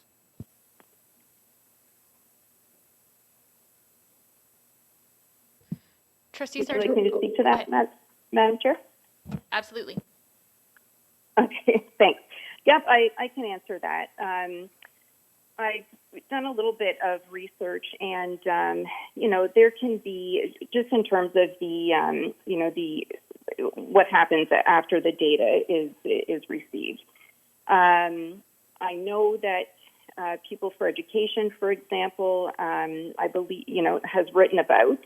I think there may be examples within Ontario of efforts where a school board can sort of equalize, fundraising dollars across schools, such as a, portion of fundraising across all schools could potentially go into a central fund. That I have, no designs as to what those, percentages would be, but where there is a central fund that could be then distributed, on a, sort of proportionately to different schools that could help, sort of equalize all of the benefits of being able to raise money and raise fundraising and donations in their schools. So, those are my thoughts. But I personally don't want to influence that too much because I'm not running again, and that would be for the next board to consider. And so that was why, rather than going, for a motion like that, I wasn't thinking that it was my place to do at this point. So that's why I was thinking was starting with the data. I guess the other question is, if you're going to be balancing out the funds, the fundraising funds to each school, and then give 10% off the top to the wealthier schools, would that not be a disincentive for them to raise the money if it's going somewhere else, if they know it's going somewhere else? Madam Chair, would you like me to answer that? Was that to the mover? Yep, go ahead, Trustee Sartori. Okay, thank you. Potentially, and you raise a good point too, because just on the basis of being able to see the data in terms of fundraising across schools, I don't know that an immediate next step would be, okay, so we need to figure out a way to equalize, or to have a central fund. I think, again, getting the data is maybe the beginning of some additional conversations, and again, I would leave that to the new board. Again, Trustee Halberstadt, you raise a good question. I'm sure there would be many, including that one afterwards. If as you say, if it may act as a disincentive for some. Thank you. I have Trustee Hatfield and then Trustee Sipcar. Go ahead. Thank you, Madam Chair. I had similar questions to Trustee Halberstadt about the purpose of having administration gather all this data, and I do have some concerns about showing the schools that maybe struggle with fundraising and the median income levels of that community. I'm not comfortable with that. And I think when you're looking at this kind of data, and I'm someone who's been involved in school fundraising for a long, long time, there are different priorities at each school, and there's no way to identify that, and the fundraising efforts can change from year to year depending on those priorities, and there's no way to reflect that in the data. And then, of course, there's the COVID years that come up in the last 10 years. So I'm a little bit uncomfortable with doing this exercise until we have a better understanding of what purpose we're gonna use the data for at the end of the day. But I thought we may not have talked about school fundraising recently, but I do remember having some discussions about it. So it must have been more than 8 years ago, I'm guessing. And I thought that, number one, administration is very much aware of the schools that maybe struggle a little bit more in their fundraising efforts, that it's not an unknown to administration. And I also thought that it was explained to us at some point in time that that's taken into consideration with regard to school budgets, the budgets that are allocated at the school level, that it does take into consideration the kind of historical data for fundraising at that school and the needs that the school might have for fundraising. So maybe if administration could just clarify or remind me if I'm correct on that. Thank you. Thank you, through you, Madam Chair. The interesting, good timing. The school budget formula was reviewed in conjunction with the 22-23 budget process. Previously, the school budget formula, the biggest driver for how budget was allocated to schools was based on average daily enrollment, and that was primarily it. And so through Mr. Mayhew and through a committee making up of school principals, secondary and elementary, they did take a look at that formula, of which average daily enrollment is a portion of, but they also worked with Prosperous and the United Way to get median income information with respect to the school. They looked at school demographics. They talked about need within the various schools. They looked at the programs that some schools offer that may have a higher cost associated with them. And all of those elements were factored into a revised formula that was implemented this year. Half of it was implemented, and then half of their original budget under the original formula was also brought in so that they wouldn't feel the full brunt of it in 1 year, because some schools will naturally go down, some schools will go up with full implementation for 23-24. So we did consider that, acknowledging that there is some disparity amongst schools. You have a supplemental? Trustee Sipcar. Thank you, through you, Madam Chair. Thank you to Trustee Sartori for making this motion. I will be supporting it tonight, and I think that it's really important that we have this information available. I think with respect to the concerns around outcomes, I think that we're a bit premature, but I would say that in knowing that in our district that we have some areas where 1 in 3 children grow up in poverty, this is widely acknowledged and reported. And I know that some of our schools struggle with even maintaining a consistent parent council. I think it's incumbent upon us to really know those numbers, and sure, we can try to mitigate some of that through our school budget, but this is, I think, another way that we can mitigate some of that.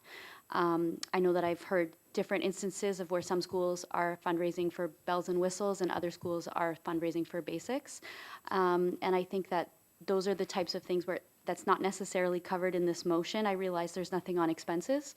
But I think knowing the median income cross-reference to those fundraising dollars is extremely important, and it gives us a more informed decision about how we even allocate resources from our budget, or how we advocate, in different ways, even if it doesn't result in any sort of change to the fundraising policies. I just think this is important information that we know. So again, I'll be strongly supporting the motion. Trustee Burgess. Thanks, Madam Chair.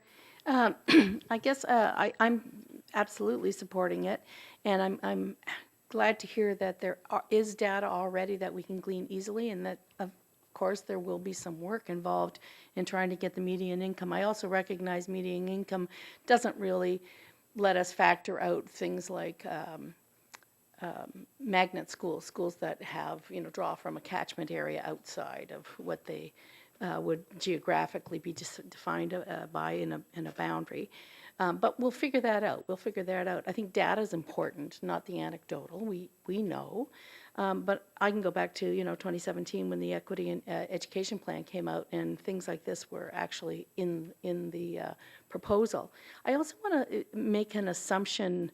I want to be clear about the assumptions that we're making, because a lot of this is just plain public information. It's not hidden anywhere. You have to dig for it, but when we have Ontario Student Nutrition Program, for example, or breakfast programs, whether they're, organized from outside or from school councils or, partners or whatever, we don't try to stigmatize it. We don't stigmatize. That's what we're good at this board in that way. We don't, just feed the kids who don't have any food at home. We feed the kids that show up and want breakfast. Same thing when, we're distributing. I know we have an annual cereal box thing that's an external fundraiser. We don't stigmatize around that. We don't ask whether you can afford the prom dress before we collect them and distribute them when we, when we need to do that, or coats for kids, or any of the things that address things, kids with needs. So I don't anticipate getting the data and applying it in some sort of stigmatizing way. I think that would be against what we normally practice. So I'm not concerned or, uncomfortable about that at all. And it is public information. I think the 10 years is important because the last 3 have been so anomalous. I think that's important. It also shows, I think, a little bit of the up and down of the economy and different things, new schools.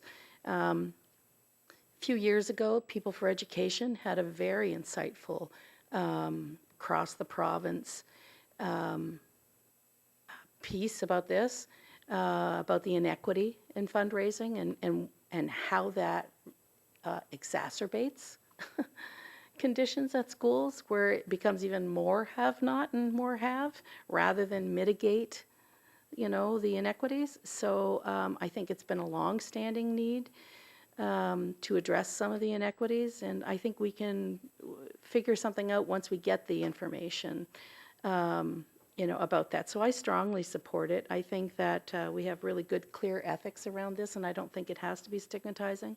And I do want to say that, in the old days, we used to publish a list of compensatory schools, like ranked.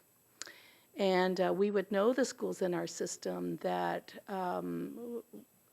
needed some compensation, needed some mitigation in order to help them in many ways have the right support to have expectations that we would be proud of and that we would need to support them. So we don't really do that anymore, and I don't think I think that's a good thing. But as far as the information, it's all public, so it's how to use that public information for good, and I think that's a good thing. I'm glad to hear that the names like Prosperous and other organizations that are aware of this, and I think it's good for all the partnerships that we're building in order to mitigate some of these inequities across our system. And it is true. I want to say, double down on the thing. Some of the things that people fundraise for in school councils or whatever are almost necessities. Like we don't build playgrounds.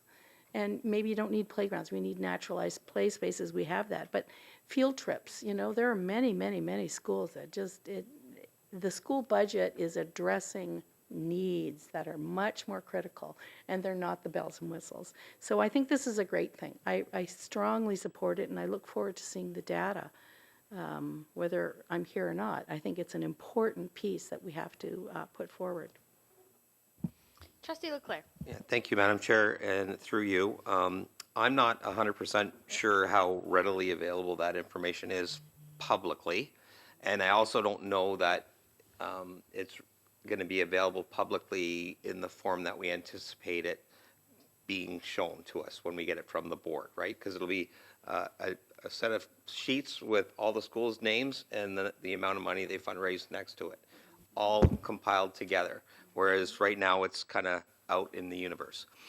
So I just want to ask administration, because I'm leaning towards supporting it. I'm asking administration: Are there any financial risks that we may put ourselves into by receiving this information?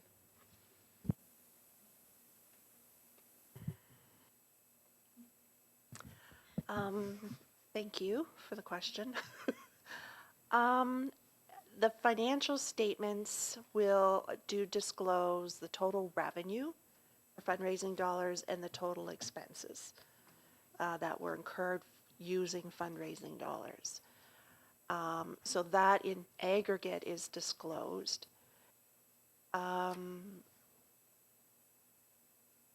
Figure out how to say this. Schools fundraise for specific purposes.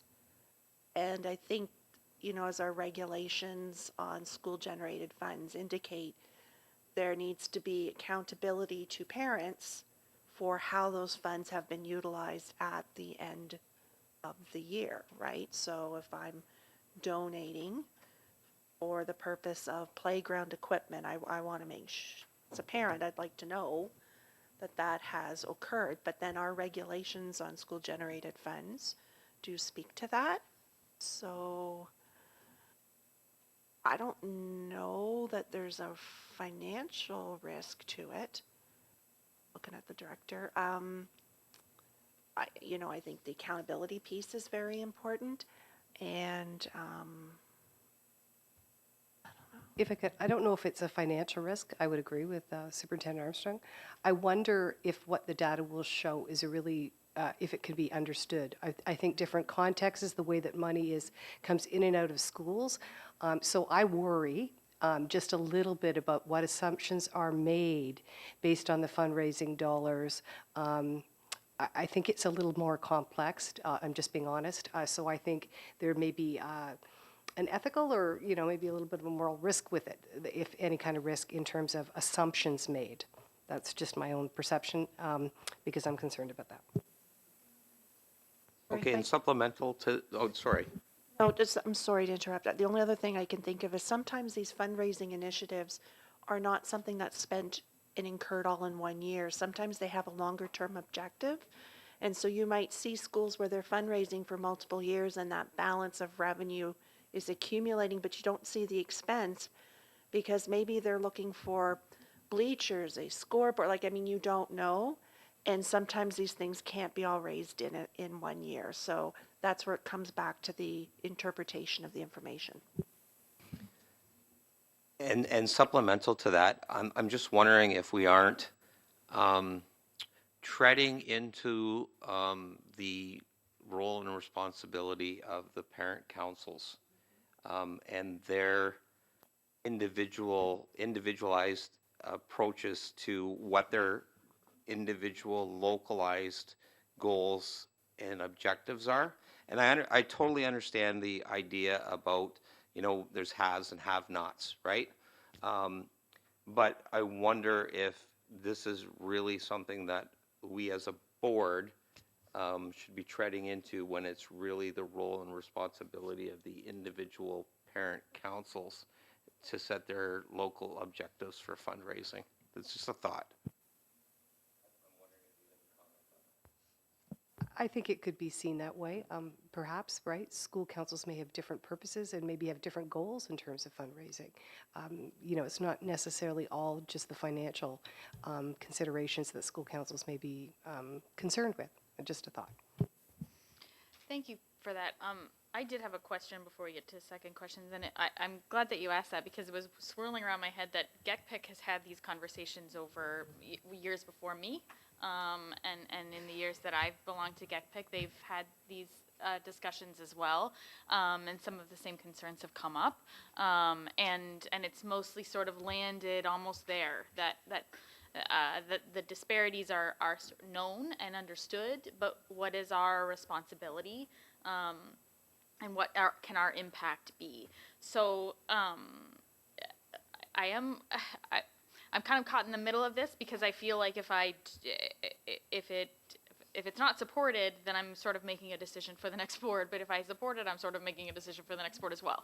But I don't know whether that data is something that the next board should be able to make a determination on what they want to do with it, and which includes then GECPIC's input as well. So my question, I don't know that it's going to solve my dilemma here, but you mentioned, Superintendent Armstrong, about the school budget formula revisions, and some of the hopefulness of what I can see happening from this data is more work like that that I think has been addressed or is beginning to be addressed by administration and by what we see in our schools, and so I'm wondering if you, I know you're kind of like imagining a thing that doesn't really exist yet, but how would something like this, if this were to pass tonight and this information were to come out in, as has been pointed out, in this sort of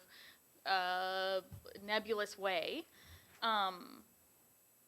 so two parts. Is that the kind of information that is already being considered in these school budget formula revision, and how you did that information? And if not, or if so, would this be helpful to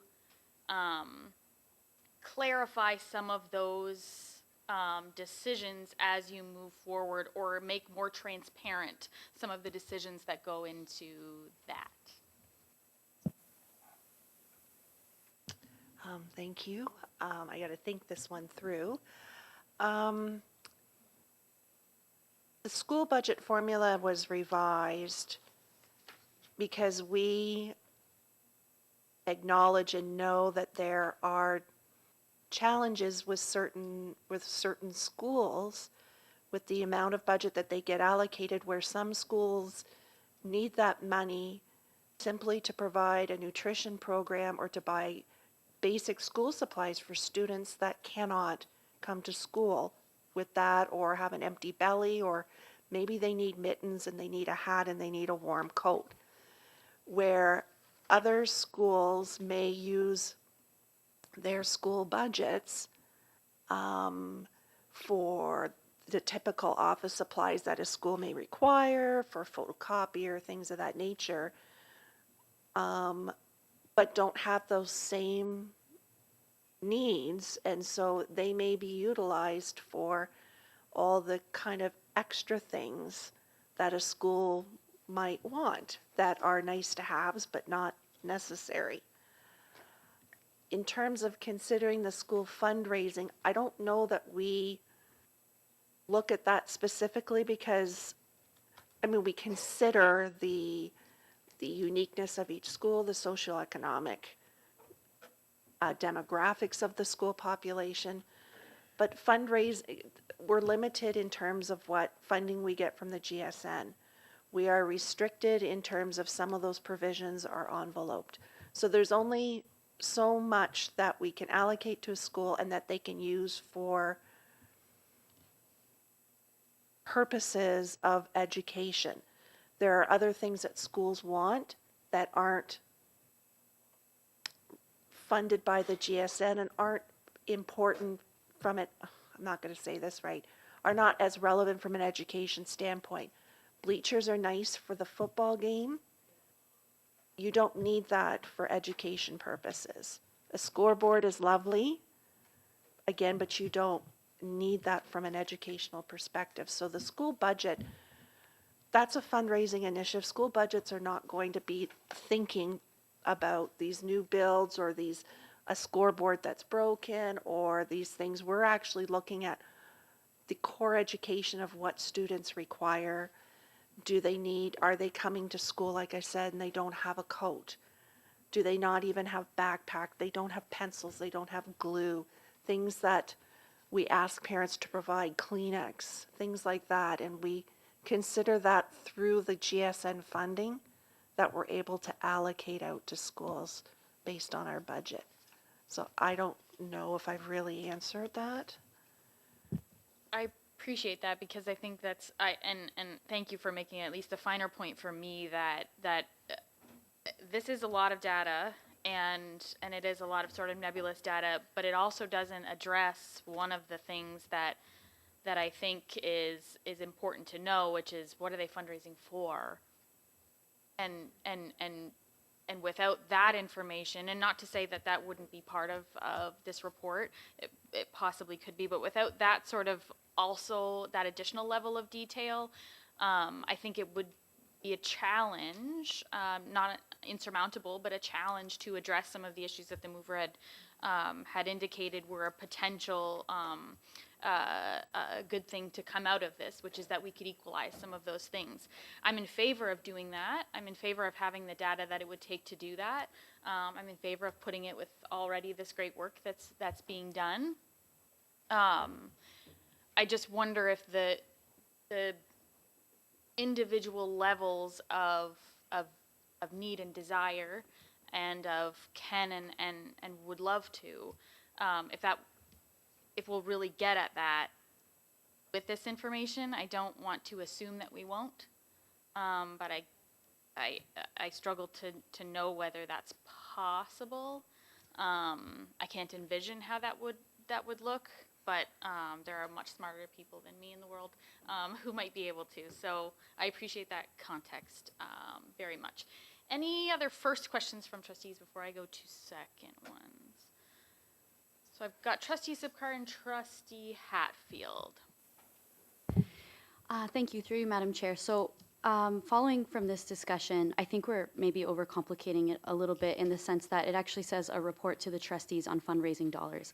It actually doesn't specify what's coming in or what's going out. And so in my view, without this discussion or even with this discussion, that could be inclusive of both. That's so just perhaps that's a question to the mover.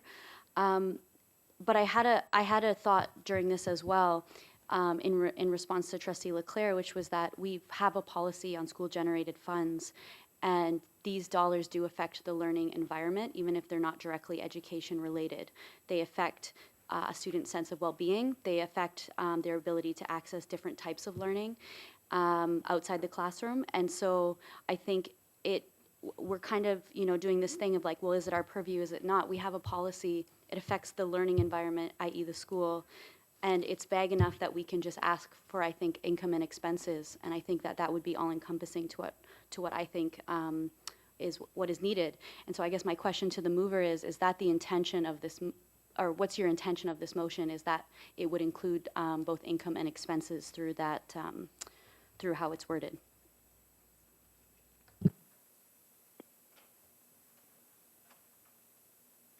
Madam Chair, would you like me to respond? Yes, go ahead. Okay, thank you. So what I would say in general, actually, the comment that I would make is that I think that, if the motion passes, we've all been able to, participate in the conversation, in the debate, and in the discussion.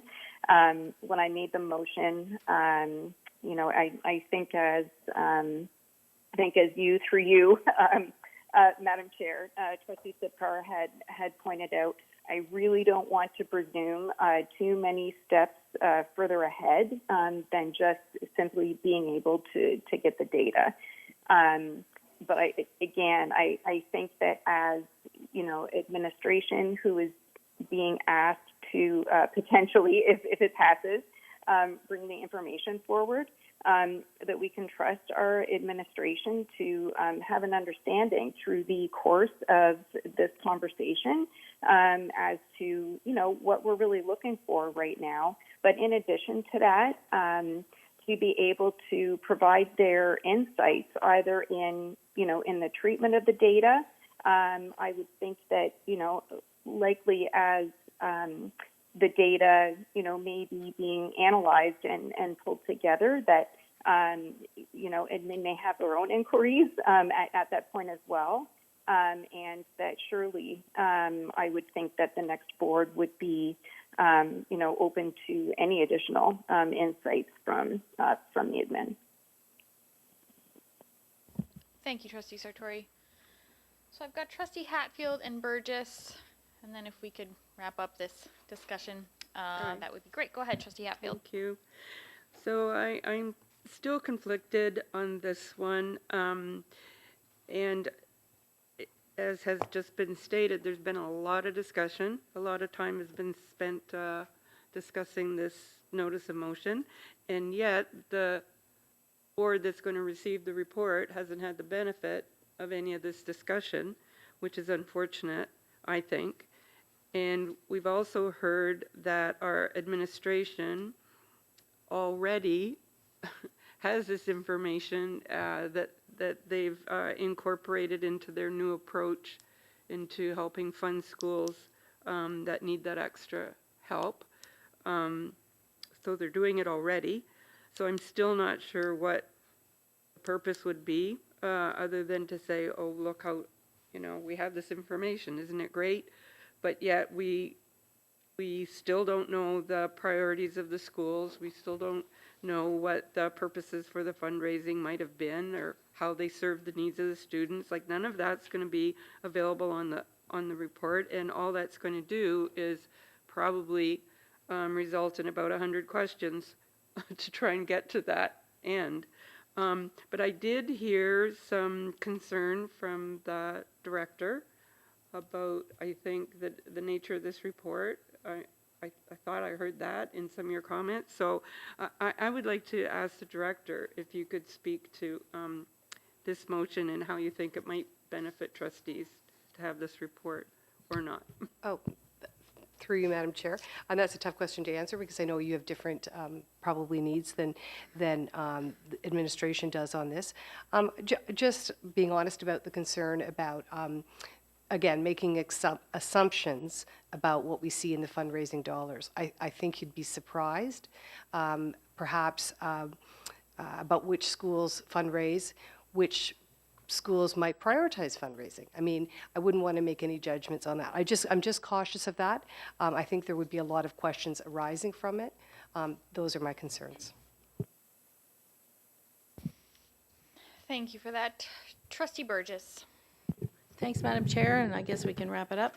I just want to say that our meetings are live streamed. I'm really grateful for that. And if anybody is coming into this role newly, that if they are battling with insomnia, that they might want to look at the last, years of meetings, and they can capture every word of every discussion. And they can also go to minutes and see how that's reflected in minutes, and they can research whatever they want. So I'm not concerned about the incoming board getting a report. They're going to get a lot of new reports that, the learning curve is going to be an individual one, and I think they'll be able to use this to great good. I also want to say that our school-generated funds do have an obligation to report on what they're doing. Every school council has an obligation every year to say what they've done for the year. And I would say those reports are inconsistent, but maybe this will help promote some more consistency and some more disclosure. Maybe their plan is to save over 5 years for new playground equipment, and they took an estimate in this year, and then they find out 3 years later that the cost has escalated, and they're going to either have a bigger fundraising push, or they're going to make it over 6 years instead of 5, whatever. But those disclosures about the fundraising goals or the things that each individual school wants to, they're supposed to be reporting on that anyway. And the principle, of course, is that now. It's only school councils that are mandated to do that. But we also have home and school, we have booster clubs, we have external organizations, we have, standalone, bingo, run things, and we have, some that are just sports minded, for example, they don't benefit the entire school. They might be, for particular teams and things. So all of those things have their own individual financial accounting.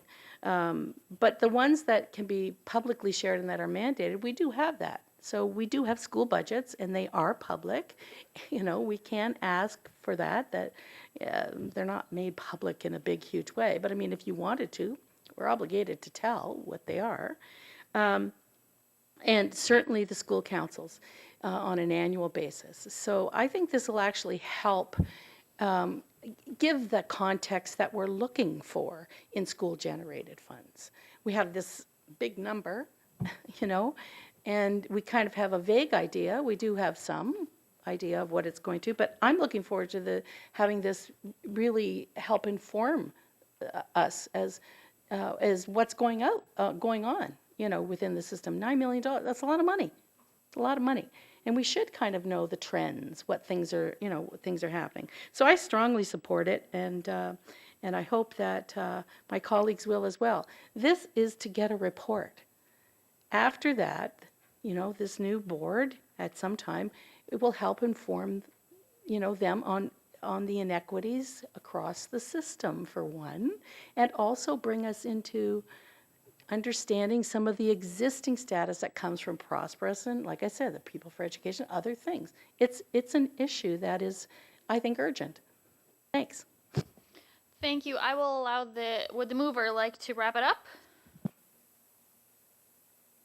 No, I guess I will wrap it up with, I thank everyone for their questions. I think that I have, expressed my thoughts on it as much as I'm going to for now. And I think it's an important piece of information for trustees to receive. I think that, we can trust our administration as the, professionals that they are to, as I said earlier, to have heard the debate this evening and conversation and concerns this evening. And I think that we can trust administration to treat the data and whatever information that may be helpful to be included in the report.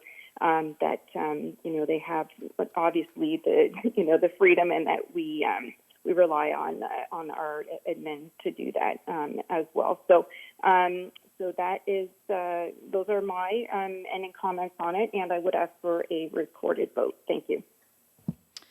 Thank you very much. So a recorded vote has been requested. I will go around the room, and we will call the vote. Trustee Cook.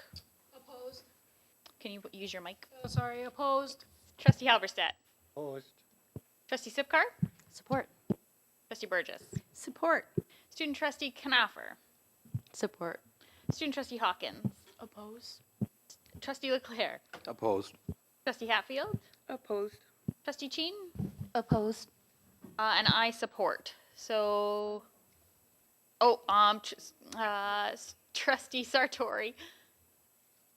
I also support, thank you. Thank you. Trustee Olmsted. Support.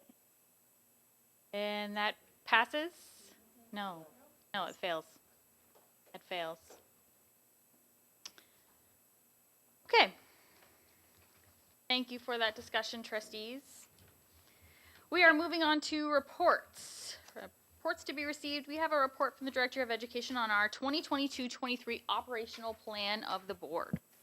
Thank you. Through you, Madam Chair, you have an extensive report in your package.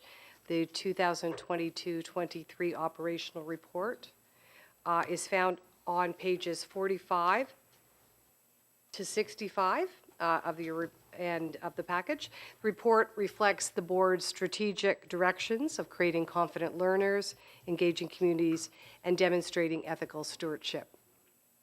As you'll note, the framework this year has changed slightly. I know you've seen these reports before, but the framework has changed slightly, and the goals are aligned with the ministry's draft of the BEEP, which we call the Board Equity and Improvement Plan. So in particular, the report focuses on a number of areas: learning, recovery, and renewal, achievement, human rights and equity, mental health, well-being and engagement, pathways and transitions. In addition, you'll see a focus on environmental stewardship and a commitment to the arts are also highlighted within the plan.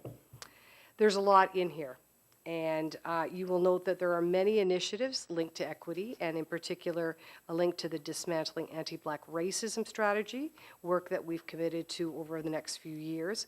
And also you'll note the completion of a student census that really will inform a lot of our work. I'd like to thank Madame Leboeuf, who has, I'm calling her that now, because Trustee, yeah, it does. So a special thank you to you for putting a lot of this work together and guiding us through the development of the plan. The goals outlined here are many, and I think reflect the commitments of the senior team, and we would be happy to answer any questions that you may have about the goals this year.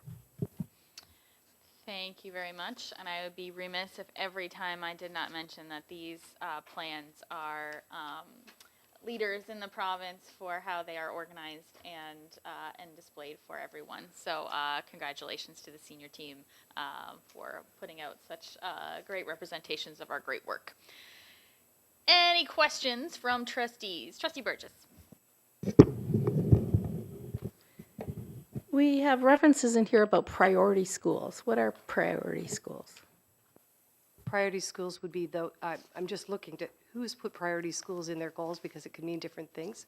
Priorities in terms of could be achievement, but can you refer to a page that you might, because that word might be used more than once? 51.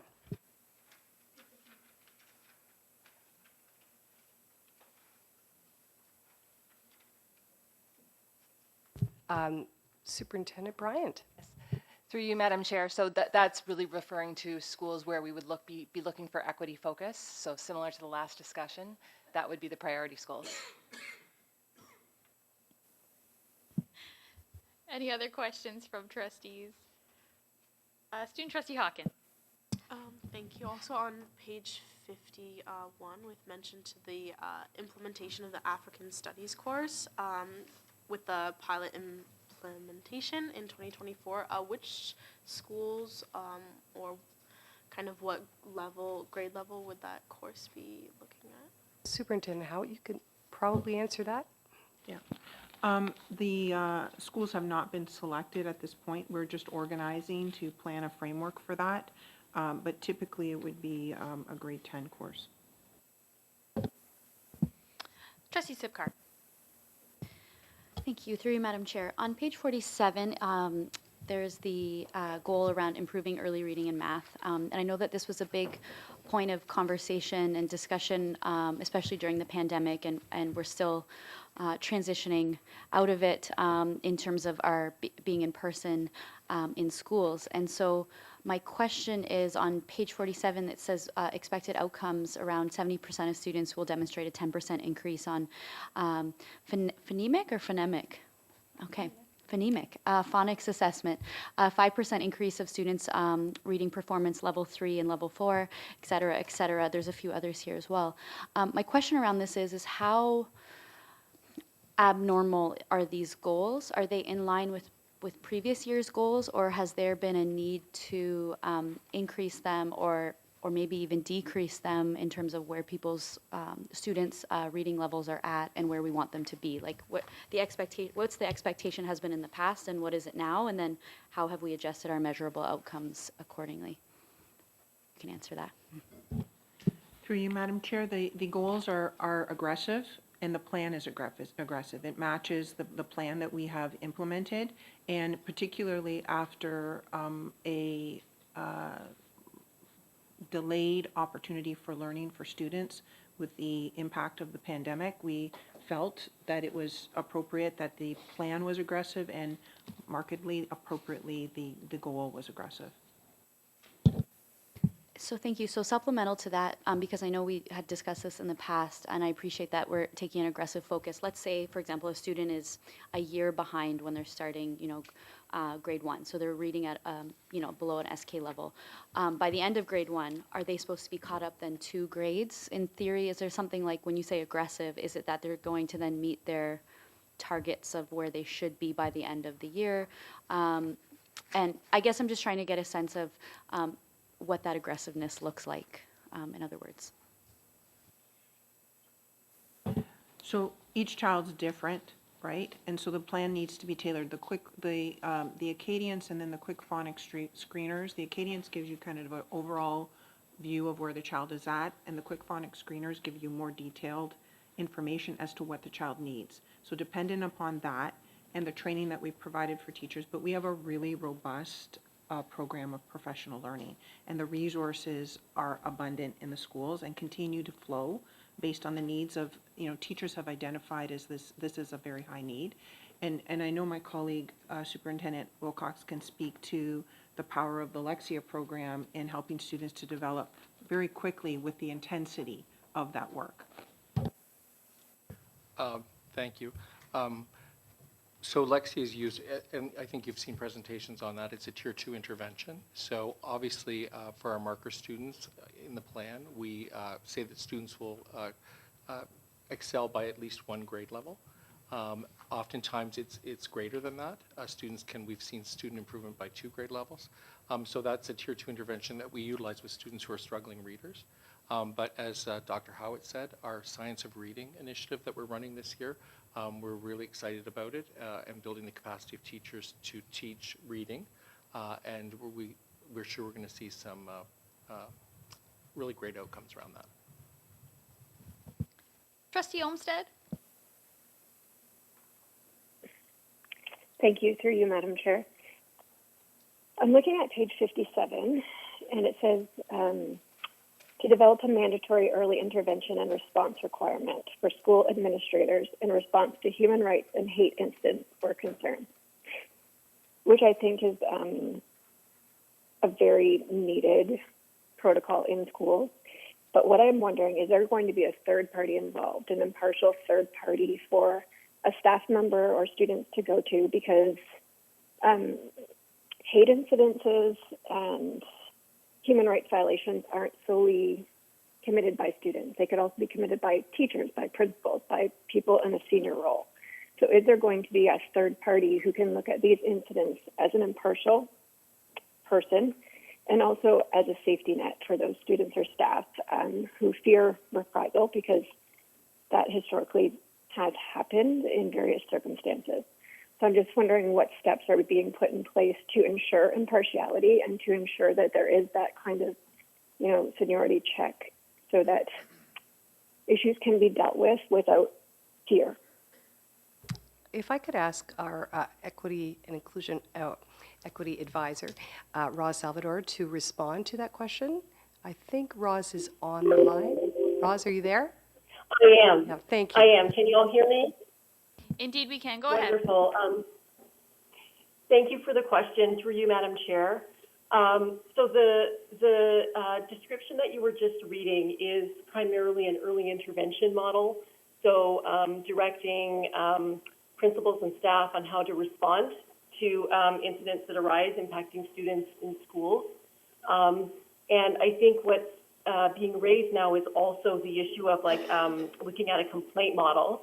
So in the instance where someone wasn't satisfied with the school-based process, then what would be the next step or the next level for them to be able to make a complaint to? And we are developing that process. So we understand that yes, like typically there wouldn't be sort of an external third party unless there was a third party investigator that was retained, which does happen sometimes.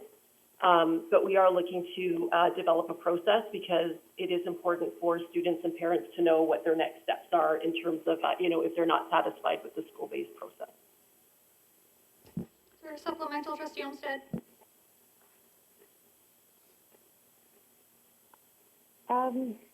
No, I'm glad to hear that. I just wondered because it says, a protocol for staff to report and for senior leaders to respond to and to fully address human rights concerns.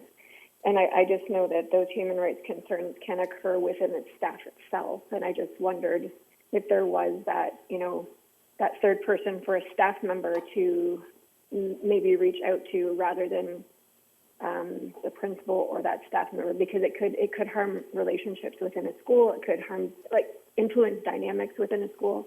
So I just wondered if there's going to be that ability for staff to reach out to someone to report something going on. There always is that fear, especially for a new teacher or a student in a school. Thank you very much. Oh, go ahead, Rob. Oh, thank you. Through you, Madam Chair. Yes. So the model will actually tell people where to go depending on who the concern is with regarding. So if the concern was with respect to another staff member, they would go to the principal. If the concern was with the principal, then they could go to the superintendent. And I would be in there in some way. We're still having discussions as to how that would occur. Thank you for that. Trustee Chin. Oh, thank you, Madam Chair.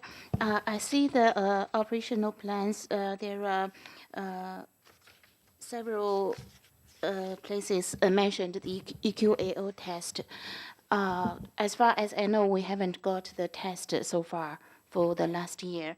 And I am wondering how we get this updated, expected outcomes without knowing the previous year's outcome. And is there a opportunity for us to get updated about the previous result? Thank you. Superintendent Howitt. Thank you. And through you, Madam Chair, the EQAO results continue to be embargoed, so we wait bated breath to see what those results are. We will provide a report to the Board of Trustees once they are revealed publicly. And the goals have been written in a manner to say the improvement based on the benchmark. And so even though we don't know what the benchmark is, right? So a report will be coming once they are revealed. And we anticipate that very soon. They said the end of October. Okay, thank you. Superintendent Canty, do you have anything to add there?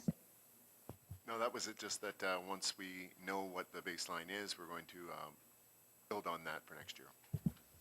Appreciate it. Thanks. Any other questions from trustees on our operational plan? Trustee Burgess. Thanks, Madam Chair.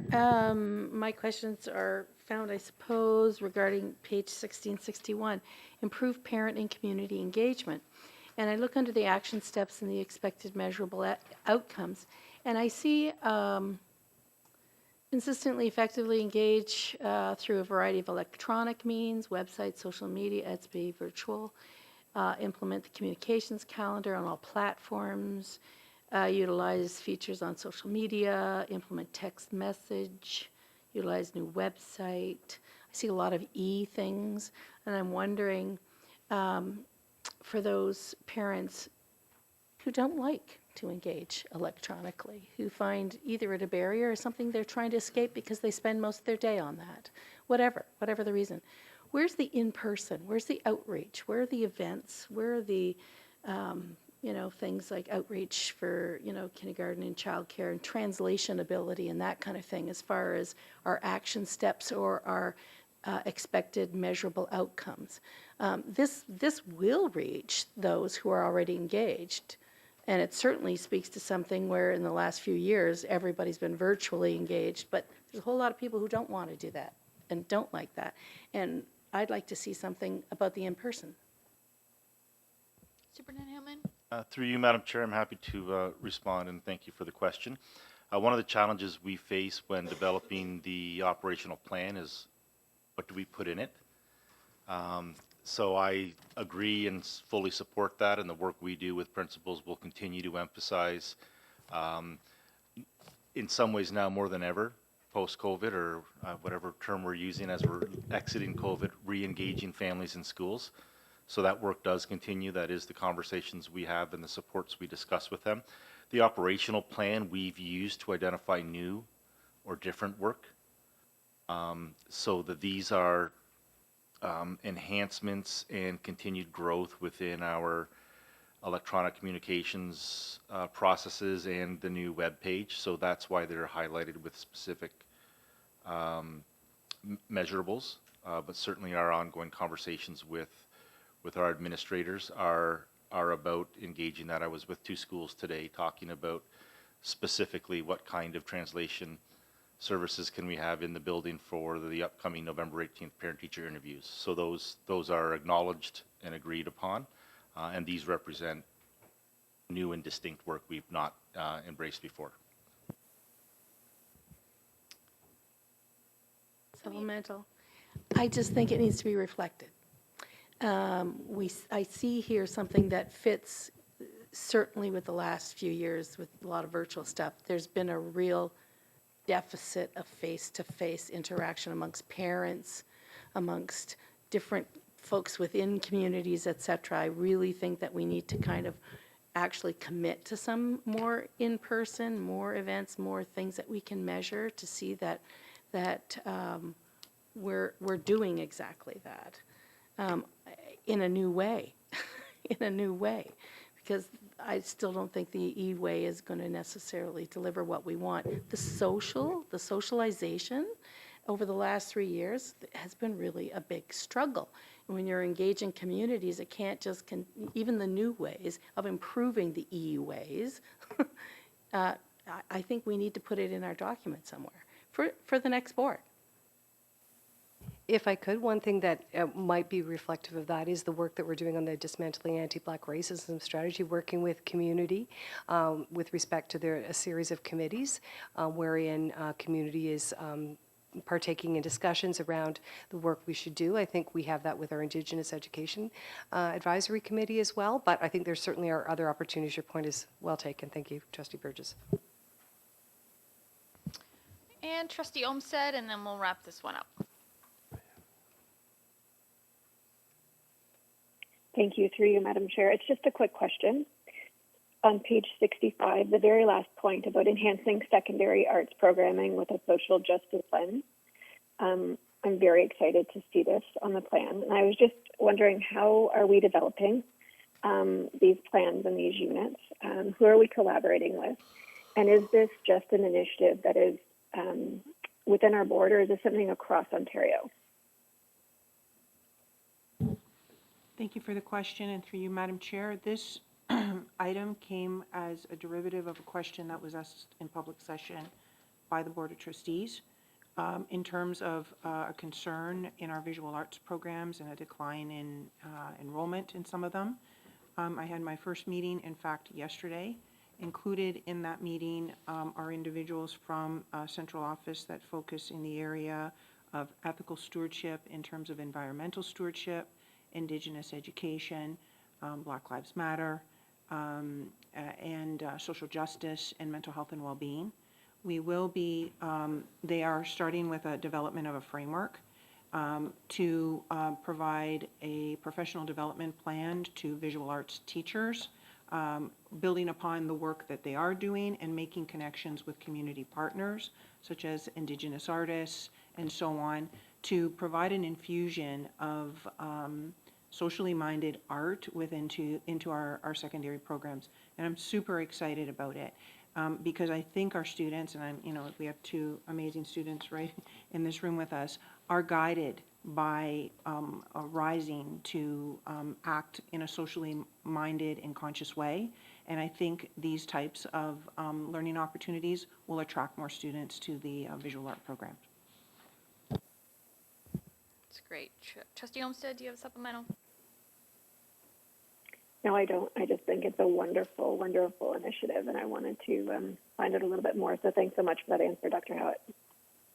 Agreed. We'll wrap it up with Trustee Halberstadt. Go ahead. Thank you, Madam Chair.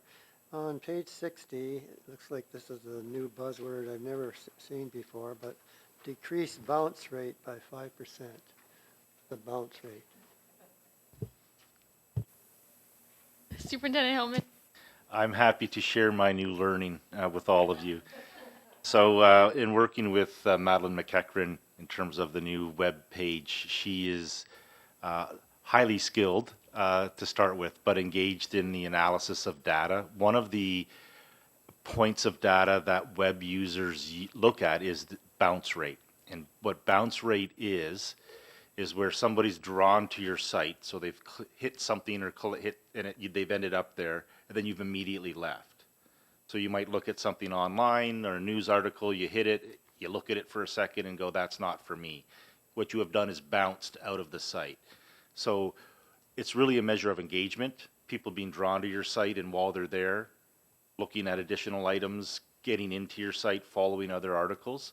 So by decreasing your bounce rate, what you're really doing is having the people who have come to your site stay in the site and do that. So it's just one of the variables that they're able to measure, and the software that they use allows them to, allows us to track that. So who's engaged, how long have they engaged, those types of things. So I'm glad I could share that. Thanks. I just have one supplementary.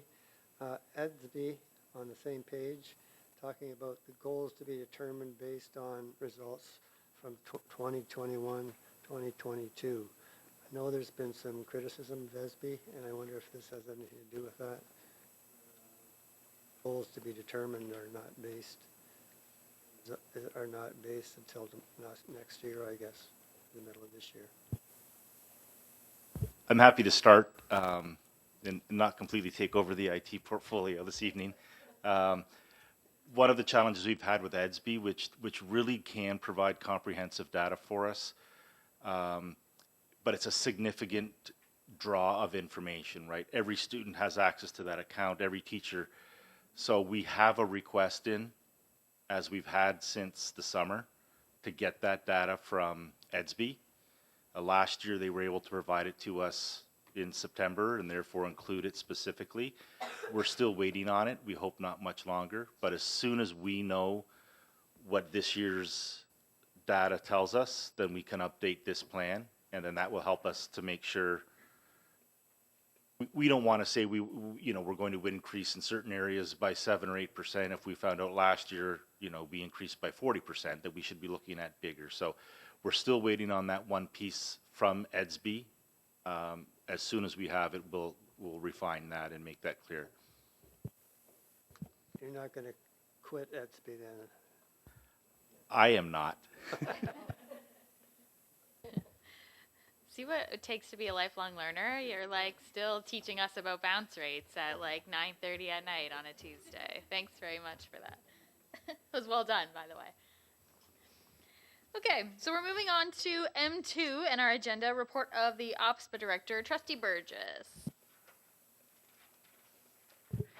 Madam Chair, I don't really have a whole lot more information except that our next OPSPA meeting is at the end of November for the Board of Directors, and that will be followed by an advocacy day at Queen's Park. So the director will have an opportunity to meet with all their area MPPs. There will be kind of a central kind of a, advocacy, but there will be individual board-by-board advocacy as well.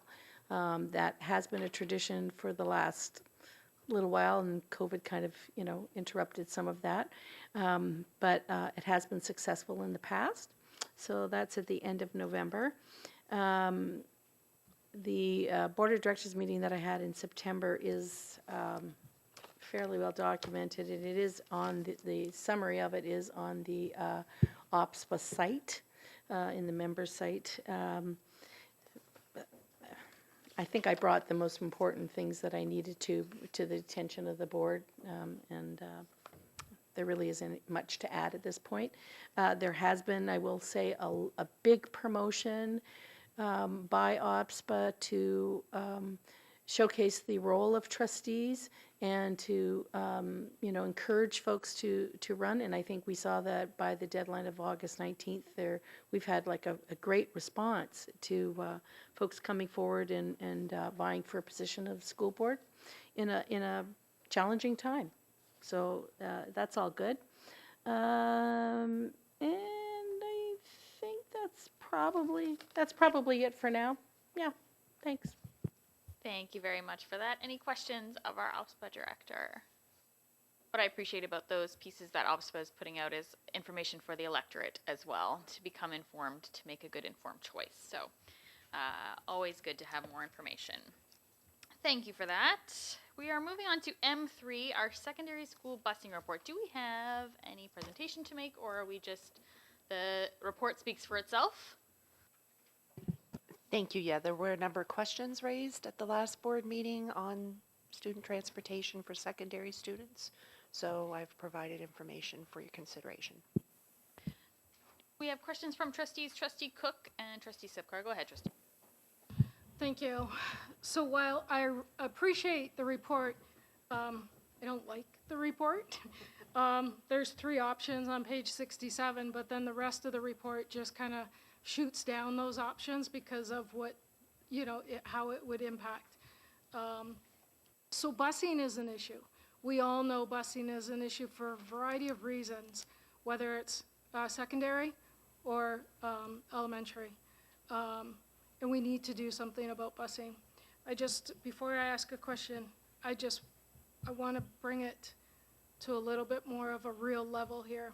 There's a young man that applied in grade 8 for the medical science track at Tecumseh Vista. He was accepted. He doesn't have transportation now. He meets, where he lives, all the criteria for a courtesy ride, which there's 5 criteria you have to meet, all the criteria are met. There's room on the bus, goes right by. There's a stop right by where he lives. He can't get on that bus. That's not right. I have another young man, same thing. He's been taking the bus. He had courtesy ride for 3 years. 3 years he's had the courtesy ride to go to a specialized, to the specialized program. This year, he's told no. You can't, you will not be on that bus. It has been appealed, lost the appeal. There was no real reason why. Again, they meet all the criteria for this young man to get on the bus. All 5 criteria are met. There's room on the bus, it's half full. So that means half is empty, and he only needs 1 seat. Can't get on. So what I would like to do, and that's just some of what myself and Trustee Hatfield left, but we have received quite a few calls and emails regarding different situations. So what I would like to do, through you, Madam Chair, is I do have a motion that I'd like to put forward. Is that okay to do right now? Yep, it's in order right now.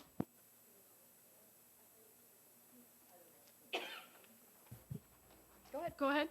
So the motion that I have is the board strike an ad hoc committee regarding student transportation, specifically city transportation and courtesy rides, equitable cost, and equitable access to transportation for all students.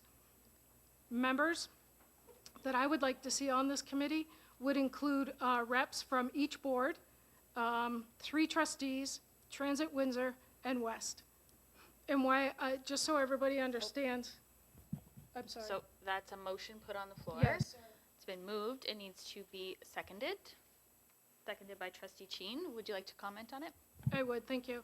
So the reason why I'm saying reps from all boards is because any changes to the transportation impacts all the boards.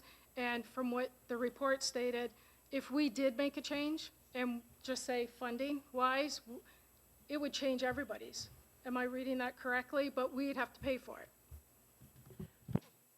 Well, correct.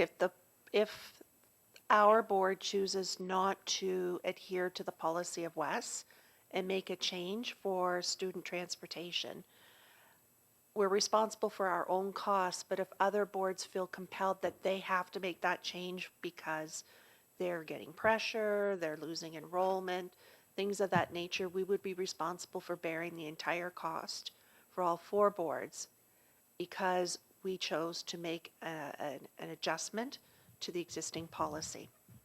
So thank you for that.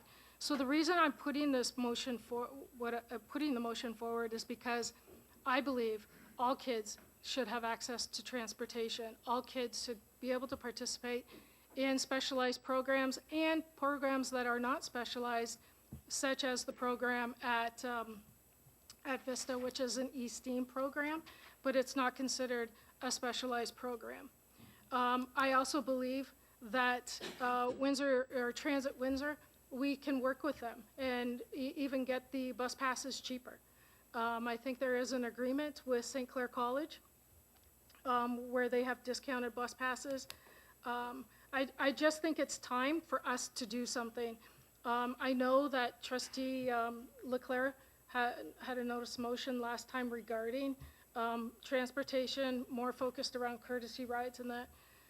But it's a huge issue across the board. I don't care what grade you're in, what school you go to. Transportation is an issue, and it's time that we deal with it and work with our community partners. Do you have any questions on the motion, Trustee Zipcar, Trustee Leclerc, and then Trustee Burgess? Go ahead, Trustee Zipcar. Well, maybe point of clarification. So I had questions about the report. I wasn't aware that a motion was going to be made. Should I hold my questions? I think I have questions about the report that might impact how, is it okay if I ask those questions as opposed to just discussion on the motion, if that makes sense? Yes, because if it's going to make a difference to the decision on the motion, yes, just keep it in that realm. Sure. Yeah, I had 2 lines of questions. So the first one was around courtesy rides. I noted that the WES policy was silent around how they decide to award courtesy rides in particular. That extends beyond just high school students in specialized programs. So my question is there a specific criteria? I noted that Trustee Cook said there's criteria. I didn't see that in here, unless I'm missing it somewhere. And if that's the case, I guess that's a question to administration, and then I'll So thank you for the question. I don't have their policy directly in front of me. Courtesy rides are determined by WES themselves, so through the general manager. I can tell you that if you're an out-of-boundary student, you're not eligible for a courtesy ride. There's the variety, it probably doesn't specify entirely because part of it will depend on if there's room on the school bus, if there's an existing stop. There are a number of factors that the general manager would be considering when they're making that determination. So as a supplemental to that, there's no policy that the Board of WES approves or disapproves on courtesy rides. Is it a position that the general manager or their WES staff make those decisions? There's no kind of arbiter, there's no appeal process or anything like that. West I have it pulled up here. So West does have a courtesy ride policy and procedure. It's named GT-013. There's a statement in the procedures. They list courtesy rides can be considered for approval on an annual basis. A courtesy ride may be granted if all of the following conditions are met. A seat is available on the bus stop already exists, the bus route and length of the trip are not affected, the need has been identified for the entire school year, and the existing stop location does not have the student crossing a hazardous area. There's plenty more in that policy, but they do have that policy that exists on their site. Right, thank you for that. So my question is, what's the governance of that policy? Does it fall to the board at West so that we would be able to influence it if we were to bring it forward to our partners? Or is it an operational policy that we don't have any sort of effect unless we just, advocate internally through you, Superintendent Armstrong? Thank you for the question. My experience is that it is an operational decision that the general manager and their staff would make. As a member of the board of directors, I don't make decisions on who gets a courtesy ride and who does not. I would hear an appeal along with the other board members if someone was to challenge the decision of the general manager and the staff there. So just to put a really fine point on it, if we were to advocate through this committee that Trustee Cook is proposing to change that policy, it actually wouldn't have any effect because that general manager would still be the arbiter of that decision. Like, we don't have any jurisdiction is what I'm getting at over decisions around courtesy rides, period, even if we were to change the policy successfully. Thank you. I could certainly bring concerns forward, but all the policies of the of WES are determined or are voted on by the board of directors for any changes. So certainly, while I could bring a recommendation forward or express a concern, there has to be a vote by all the members of the board of directors, and a majority vote would influence or would make a change to that policy. And then from there, the general manager and the staff of WES, similar to our policy here, would adhere to those amended or changed policies. Trustee Leclerc. Okay, so I'm going to be very blunt. 8 years that I've been on this board, this year, West is operating is an unmitigated disaster. The number of phone calls I've received about the rudeness of the general manager and the staff towards people making inquiries is unprecedented. I have a 4-year-old child that's expected to cross a busy Malden Road to make their way to Sandwich West Public School. 4 years old, Malden Road, expected to walk on the side of a road that doesn't have a sidewalk. I have a young man who has a disability who's expected to walk for 45 minutes to get to school. West has become a monopoly that is uncaring and does not respond to the needs of our students. And if they don't wake up, because I can tell, I am speaking about the motion, and I can speak towards the motion. What I would like you to do is be respectful. I am being respectful. I am making, I said I was going to be blunt. And this isn't directed to anybody here. This is directed to West. And I was hoping that when I brought my notice of motion forward, that somebody from West would wake up and see the writing on the wall for them. They are not responsive to the needs of our students. And unless they get it together, there's going to be changes. There's going to have to be changes. I don't know what those changes are going to look like, but I believe at the last meeting, Superintendent Armstrong said there's going to be a new general manager. I hope they wake up and do a better job than what's being done. There's buses that are running up and down Laurier Avenue in LaSalle. They're half empty. There's students that want to ride those buses, and they get told no. And there's absolutely no discussion. What's happened this year, and I think it's coming out of from COVID, what's happened this year is totally unacceptable, and that's why I will support the motion. Trustee Burgess. Thanks, Madam Chair. I'm happy to say this is my 22nd year as a trustee, and in all those 22 years, student transportation has never been a right under the Education Act, so I'm really grateful that we have a standalone consortia. We were very progressive. We had a consortia decades before. The rest of the province was kind of told to go into a consortia, but that consortia is a standalone corporation. We, through our superintendent of business, have a director on that board of directors. We direct our director. We can ask our director very bluntly, very frankly, to present a particular position and advocate on behalf of this board on any kind of issue, and wish you well at that board of directors table and try to, since we do, it's not four kind of equal boards, we have a weighted kind of, payment and enrollment there. We have, our board carries more students than other boards, and that's recognized, but that is the governance model right now. I don't support the motion for a few reasons. I live in the county.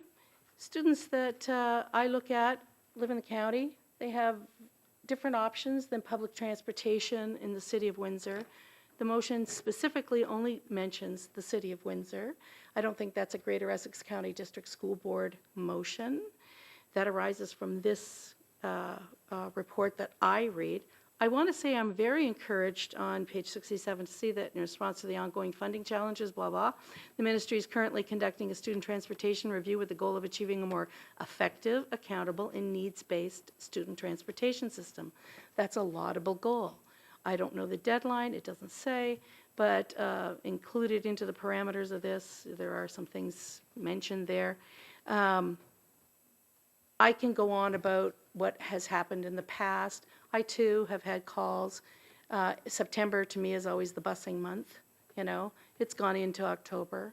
Once the snow flies, etc., and there are so many, talk about no sidewalks. There's no, maybe not a shoulder on the road, just a big ditch, and it's February and it's a blizzard, and you're supposed to stand there and you're 4 years old and you're supposed to be there by 6:59.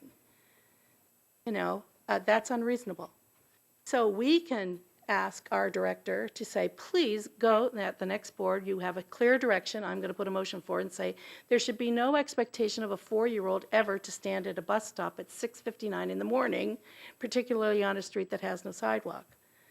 We can do that, and that policy can change. That policy can change at West. Now, I look forward to a new general manager because the past one has retired, and we will see a new relationship on that board of directors with that new general manager, and a new expression of whatever discretionary operational things are happening. I want to also say that there are concerns. There's real concerns. Everybody's, I'm sure, had calls. There's never been a year that, September wasn't busing month. But there are real concerns, and I want to say in the last few years, my gosh, with the pressures on bus drivers and the shortage of bus drivers and the continuous advocacy for proper funding and fuel costs and all of that, I'm sure that it's not been any picnic at West's either. Masks, no masks, double runs, triple runs, where do you find your efficiencies? It's difficult. It's difficult. So I'm not going to say it's going to be easy to do, but I do think we need a review. But I can't support the motion the way it is, and certainly not with a notice of that motion. Usually, if it's something on an agenda that arises from a report, it's from a discussion first, and then the motion comes. So I'm not prepared to support that motion because it leaves everybody out in the 8 municipalities that aren't called the City of Windsor. And I think it's important that the Greater Essex County District School Board bring forth motions that affects the entire system and the entire district. Kathy? Trustee Sheen? Thank you, Madam Chair. And actually, I fully understand Trustee Leclerc's feelings. And when I was conversing, I met a parent, and he particularly complained to me, and I feel very sad, because his daughter suffered cancer, and he was in the out-of-boundary French immersion school, and have to change to an English school. And because of the change, he didn't change school, but because of change the program, and she was denied about the bus. And she has a twin brother, has the same attending the same school, has the bus, but she, as a cancer student, she, her parent speak to the West a lot of communication, but was denied. So I feel too bad. They are, they need our consideration taken care of, but just because of the, the change related to the sickness, and we refused the bus to the girl, even if we have the room for them. And I feel it's not, humanistic, right?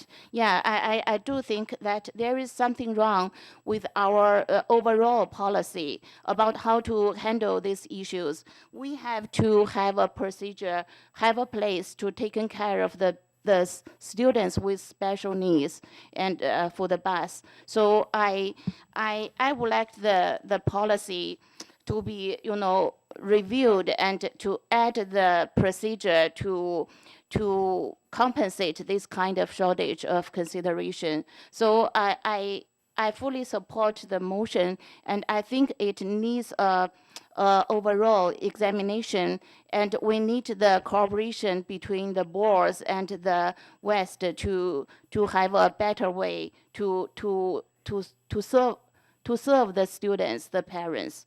And we cannot just, kind of, how to say that, stand alone and talk about the, the penalty issues like that. We have to try to talk with different party, and find a good way to serve the parents, the students. Yeah, thank you. Superintendent Armstrong? Thank you. I just wanted to clarify something, because I do appreciate the transportation concerns. I also get telephone calls as well. So I do understand that there's a lot of frustration with respect to it. I just want to be careful, because we're conversation is very, it's reflecting poorly on Wes, right? I hear that messaging from you. But I just want you to know that when Wes is making decisions on student transportation, they're getting a transportation application form. They are not being provided medical information about a student. They're not being told a student has cancer. They're not privy to that information. So when they make a decision on student transportation, they look at the application, they look at their policy, and they're applying it consistently.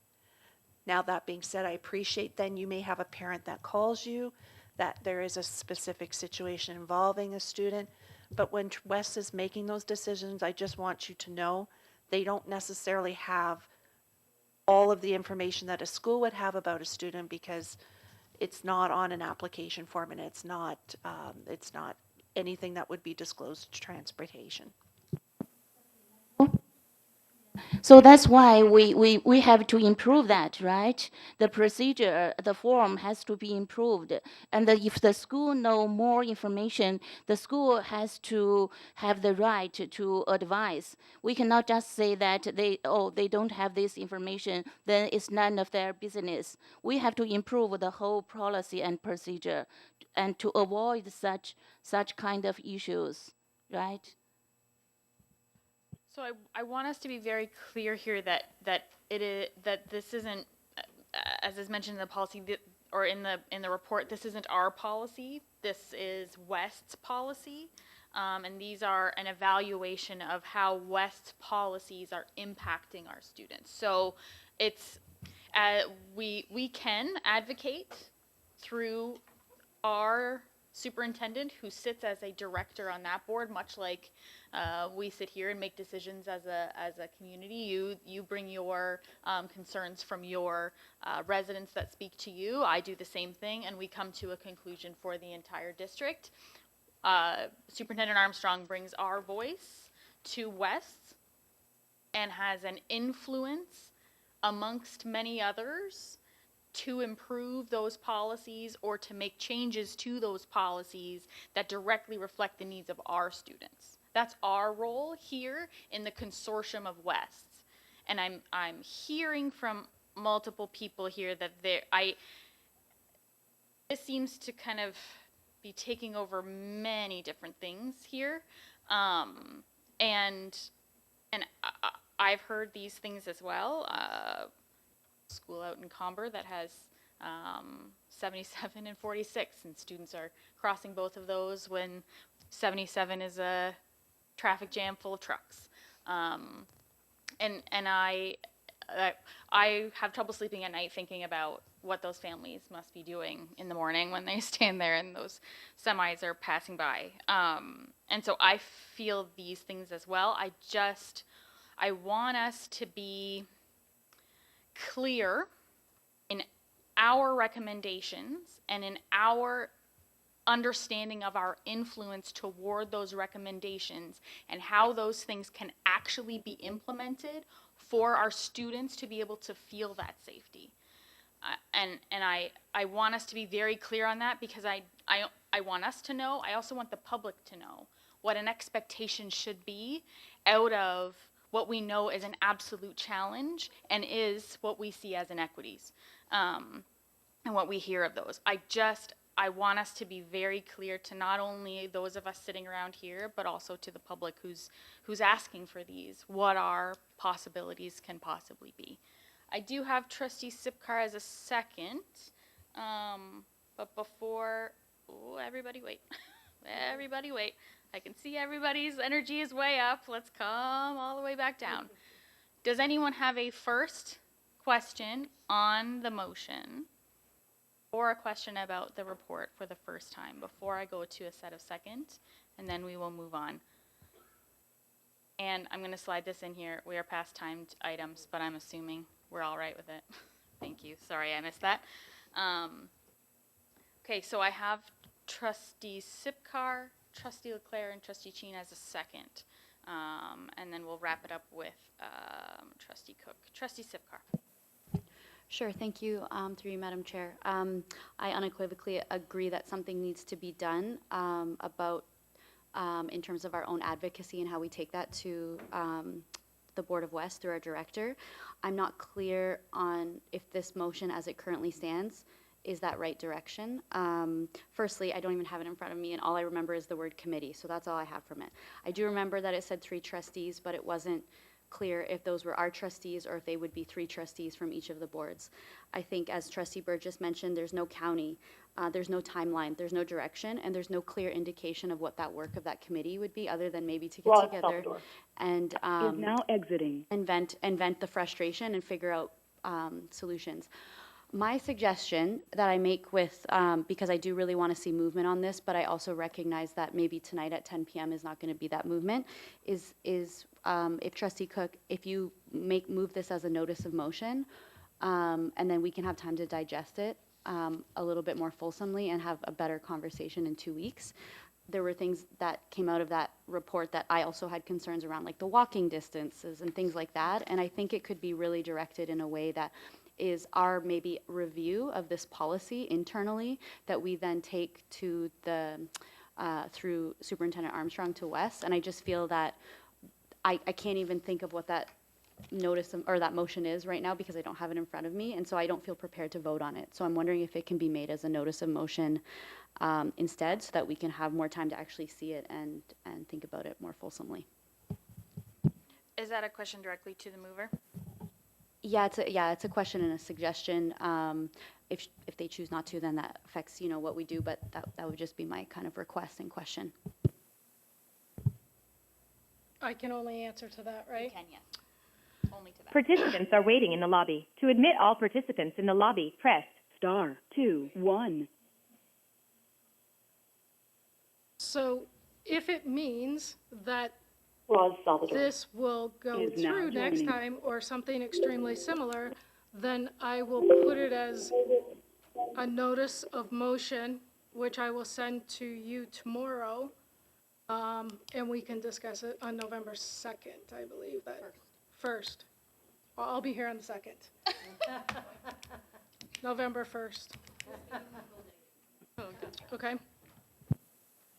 So does that mean, are you rescinding that motion on the floor now and are intending to put it, either way? So are we rescinding the motion as it stands on the floor now? I appreciate that. Thank you for that. Oh, the notice of motion will come at notices of motion. Okay. Yes, yeah. Thank you. So who seconded this? Trustee Leclerc, are you okay with that? Oh, your mic? I am. Okay. And if I could just make one final comment. Go ahead. So I worry that we, as a board, are intentionally insulating ourselves by saying, "Oh, this is Wes, this is their policy. We can't do anything about it." I think we're at a point where we have to tell Wes that they're not doing what we expect of them, and we're hopeful that we can make improvements. So another example is when I was growing up, 1 mile, people got bused to high school in the county, right? Now we're asking kids, and I don't know the equivalent, but 3.2 kilometers now, right? And I get parents calling and saying, like, it's just not reasonable, especially when they have to be at school so early. But we can't use the fact that WES is an independent consortium. We were part of the organization that created WES. Correct me if I'm wrong. And we are a signatory to what is expected of WES, and we can do better, and we need to make sure WES does better. That's the point. That's the whole point. And I'm sorry if I'm loud, but I mean, quite frankly, this has been, and Trustee Burgess, through the chair, you're 100%. September's the month. I get it, but unprecedented numbers this year. Thank you. I appreciate that. Do we have any questions? Since there is no motion on the floor now, do we have any questions on the report? I would really like to wrap this up. The report stands as it is, and when we debate this notice of motion next week, we can refer to this report again. If you have questions on the report, November 1st. It's all 1 week now. If there are questions on this report that can help you in your preparations for that discussion, please do reach out to Superintendent Armstrong. I don't want to limit discussion on this, but I realize we are going to be discussing it again on November 1st, and it's 10 p.m. You can make your one quick comment. So all I want to say is, please don't let the word operation scare you. What I'm asking is that we go and we sit at a table with community partners. We have information, they don't. Let's talk. Let's see if we can make some changes. Don't freak out about it being operational. We are here to advocate, and we need to do it. Thank you. We can have that. We will have that discussion on November 1st. This is already coming back. We're already prepped, and you can watch this before you come. So we are on Chair's report. That's me. I want to start with asking us together to wish happy birthday to Melissa LeBeouf. Jessica Sartori Is now exiting. Tonight is her birthday, and she's spending it so graciously with us, and without cake. How uncouth of us. Without Melissa, all of us in this room would be lost. So thank you for all that you do, and thank you for spending your birthday with us. I wish you had a choice. I also would like to note, should trustees or staff require any support after tonight's outburst in the boardroom, please reach out to HR. Support is available for you. Our board complies with and respects Ontario human rights, and we care about your mental health. My congratulations and gratitude to the leadership of the chairs and vice chairs of our standing committees this year, Trustee Olmsted and Trustee Burgess for our Education Committee, Trustee Sipkar and Trustee Cheen for our Operations and Finance Committee. I know it's been a bit of a challenge to adjust to whether meetings were online or in person, and while we continue to navigate the needs of families in this pandemic, I'm proud that trustees have supported the needs of our colleagues and their families. Next meeting will be our last of this group as we know it now. I won't dwell on my thoughts, feelings, and reflections on that today. Suffice to say for now that the twists and turns we've experienced together will forever define my life and my leadership, and I'm grateful for all I've learned from all of you. It would never do it justice to list them out, and besides, it's often the humble, quiet, invisible moments that transform us the deepest. Our municipal election is less than a week away, all across the 9 districts we represent. I encourage everyone to take seriously your voice in this process and vote for something. It is an incredible privilege we're given, the right to vote. Given that our esteemed director is a former English teacher, I'm perpetually doing my homework to make certain I express myself appropriately. And I invite you all to take a page out of my task list and look up the definitions of 2 words, values and ideology. They are distinct. When you are choosing a voice to represent you, let it not be flippant. What we do here in this room may not seem on its face as pivotal to your daily life as what happens in Parliament or even council chambers. I can assure you, with all the evidence in the world, from afar and close to home, that the role of your school board trustee can have an immense impact on the safety, achievement, and well-being of the students who have the right to be educated in our buildings. I often hear the statement, if you don't vote, you don't get to complain. And that's frankly just flat untrue. It's, in fact, the very bedrock of our democratic vote that protects our right to use our voices in support of our values. Use yours and vote. That's all I have this evening. Trustee question period. Any questions from trustees? Go ahead, Trustee Burgess. Thanks for those words, Madam Chair. I have a question that arises from, the 2020-2021 school year and the subsequent year of any students that were present in the virtual school. I had a couple of inquiries, but I'm thinking that this might be system-wide. At one point, I think we had 12,000 kids or something in the virtual school. Now, of those, only certain ones would be in high school. But there would be markers that in-person classes would have been marked. And one of them is receiving an honor roll certificate or some sort of event. And so I had some requests for those, for students who are putting their resumes together, trying to find the summer jobs, putting their, maybe their, scholarship applications, different things. And there's nothing to mark the fact that they were on the honor roll because they were in virtual school, and it was very inconsistently and sometimes not done at all. Now, anybody that I've kind of shepherded through has had that resolved, but I wonder how many didn't ask and that didn't receive. So I'm going to ask if there is a mechanism somehow for the home school to which that student would have returned if it hadn't been their graduating year in high school, or through being, one of the, they're not vortex, what are they? Cyclones, there's something. GEVS, wasn't there a name? Help me. Yeah. What's the mascot? What were they? Anyway, students who attended the Greater Essex Virtual School who achieved honor roll status. Is there a way that we can get a certificate, something that they can even print off if they have to print it off themselves for anybody who had that? Because there has to be many more there that didn't get anything. Through you, Madam Chair. Trustee Burgess, that is an interesting question. I don't know if Superintendent Canty, Superintendent Houston would have a response to that, and then who was the principal of the virtual school may have an answer to. So any response on that? We certainly, something if we don't know the answer to, we can look into. Superintendent Canty. Yes, through you, Madam Chair.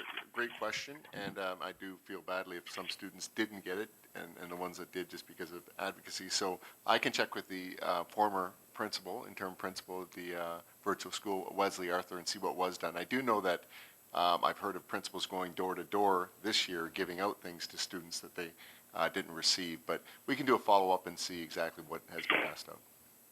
And for the elementary school, Dr. Howard, do you know anything on that? the same thing? Because that was under you, was the elementary virtual school? Yes, it was. But but what you're referring to is a secondary honor roll, yeah. Just secondary, okay, Yeah. I just wondered if you thought elementary. Trustee Chin. Oh, my question is actually Trustee Halberstadt just asked for the parent speakers and regarding the materials of the reading materials and what's the procedure of us to choose the materials and who approve that and if we consult the parents regarding what kind of materials is appropriate to the kids of young age. So I'm asking for the parent speaker. Thank you. And is that Superintendent Howitt? Thank you for the question, and through you, Madam Chair. We're guided by our strategic priorities with everything that we do. And one of those strategic priorities refers to diverse communities. And so one of our goals, and it's been presented multiple times in public session with the Board of Trustees, available to the public, is we do look at our resources so that they're reflective of the students that we serve. I presented to you just a few weeks ago the Indigenous and Black Student Voice Forum results, where one of the resounding commentaries was students need to see themselves in the curriculum and the resources. We do serve students that are gender fluid, that are non-binary, and so we do have resources that are reflective of those students. And remember, it's always a two-prong approach. It's always that we want our students to see themselves like they're looking in a mirror when they're seeing the resources and the curriculum text within the schools. But we also want to create windows for allowing others to understand and develop an appreciation for different cultures and people. In addition, we've shared that we are conducting reviews of library resources, and we started that with the Indigenous community, and we consulted with the Indigenous community through our IEAC. We have started the review of Black resources. They are presently being weeded in our libraries. Next on the list is a review of Pan-Asian resources, a review from a Muslim perspective, and a review from 2S LGBTQIA perspective, and that we will continue that cycle. We regularly purge our materials of materials that are antiquated, inappropriate, and reflective of contemporary beliefs that align with our strategic priorities and the beliefs of our board. So do we consult with parents about that? We have teachers that give us input to materials, but again, the resources that we're putting forward in our libraries are reflective of all students that we serve. And the one book that was shared at the podium, we do have in our library collection. The second book that was referred to, my understanding is it's not in our library collection. That particular book demonstrates that mothers are not a monolithic perspective, just like any other culture, that we don't want to describe people in a monolithic perspective. But my understanding is that book is not in our resource collection. It may be as a professional resource, but not in our active library collection. I hope that gives you an understanding of how we do things. Supplemental, thank you. Thank you for your explanation. And I do see in our material of this meeting that the most important work in the province of Ontario is justice, inclusion, equity, and diversity. Actually, when I read this, I have a consideration. I think that quality education is not our most important priority now. We focus more on this justice, inclusion, equity, and diversity. And for different people, they have different understanding about what is fairness, what is justice, equity, and diversity. And I think when we talk about this topic, we may have to balance. We cannot go extremely one way, and regardless what it is, and provide steadfast support. What I mean is that different groups have different understanding about this, like inclusive, like fairness, and w- w- we cannot say which kind of understanding is correct or not. So it's better to be careful, not to go far extreme. Point And of order, is there a question? you know, Is there a question? yeah. My question is that how we, uphold this justice, inclusion, equity, and diversity. How we, balance that and make appropriate practice in the school system.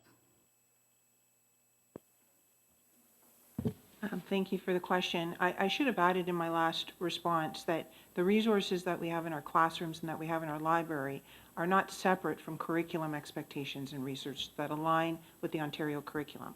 And justice, equity, inclusion, and diversity and accessibility is not something that is a separate item. It is integrated into all that we do and connected to the curriculum. So it's hard to separate. And my question in response was, how do we determine which group who is excluded? And the point is that no one should be excluded. That's the message that we're following in the board. Really proud of that we do that in the board, and we need to really respond to all students. And that's why that there's availability so students see themselves within the curriculum and the resources. So nobody is promoting one over the other. It is just availability for all students to see themselves and feel valued. That's, I think, a very important message that we cannot lose sight of in leaders in public education. Thank you very much. Trustee Zipkar and then Trustee Help. Thank you. Through you, Madam Chair. My question goes in a completely different direction from these last questions, so I'll just go into it. This comes out of the motion that was made earlier around Legacy Oak Trail. How does our board make decisions with respect to the planning services contract that was awarded to Watson and Associates? Just as maybe a bit of a preamble, I noted that they're actually more of they're economists more than they are planning, and I know our board used to have a planner. And my concern is with, how long is that, I guess, tender awarded for? How long does that contract last? And how do we make that decision? Because when I read their website, I think they could fit the bill of a planning consultant, but I don't see them as in that way. And I didn't do a in-depth review, but I'm just curious how many of their staffs are actually registered planners? What does that look like in terms of our board? And so how do we make that decision about how we award the contract for planning services?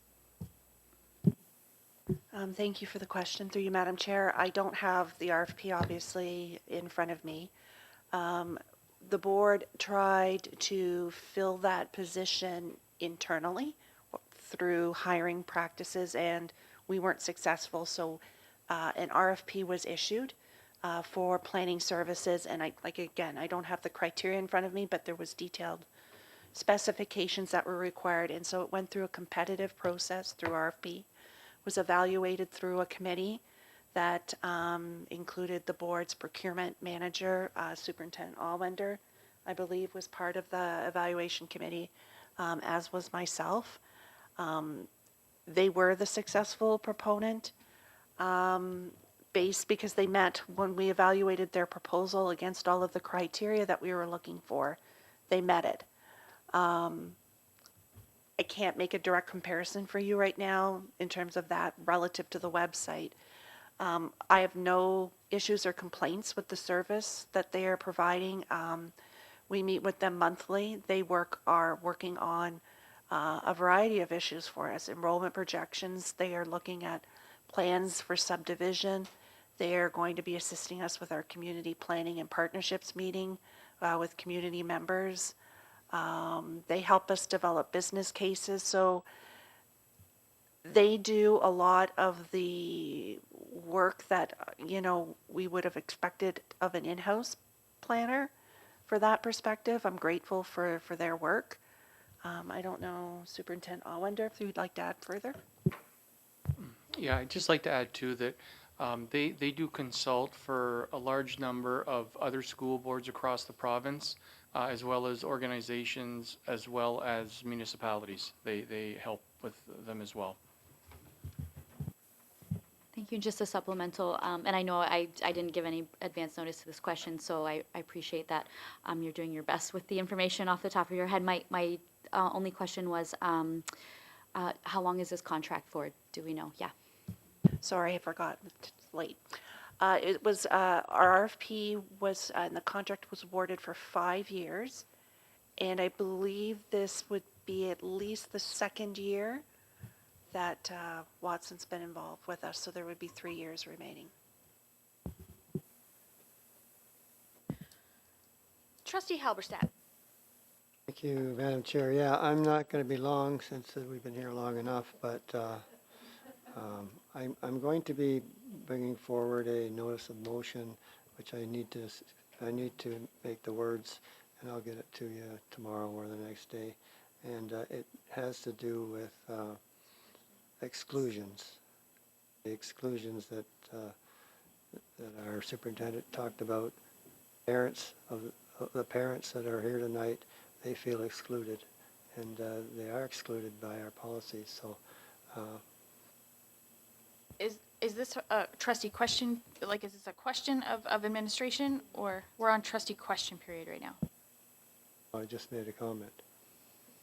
It's. I heard that. The thing is, if you have a notice of motion, it does need to come this evening in order to be read out here so that it can be in the minutes of the meeting. Right now we're on trustee question period. If you want to draw up your notice of motion right now, we're almost at notices of motion where you can read it then. Do we have any other questions for trustee question period?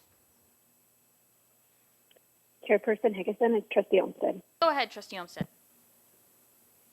Thank you. Through you. My presentation kind of springs from Mr. Campbell's, or sorry, my question kind of springs from Mr. Campbell's presentation. It is timely because I have received numerous calls and emails in the last week about the shortage of educational assistants in our schools and really across Ontario. And the concerns that parents are bringing forward are safety concerns. I do know of an instance of a child who was dropped off at school and was informed that their EA was not present that day, and the parent expressed concerns because that child does need assistance throughout the day to complete various tasks and just have her general support and well-being looked after. I also know students who have behavioral plans and safety plans who have EA designated in those plans. So my question is, what happens when an EA is sick or support staff is sick and a behavioral safety plan cannot be followed? Is a parent advised prior to school starting that the EA won't be present that day?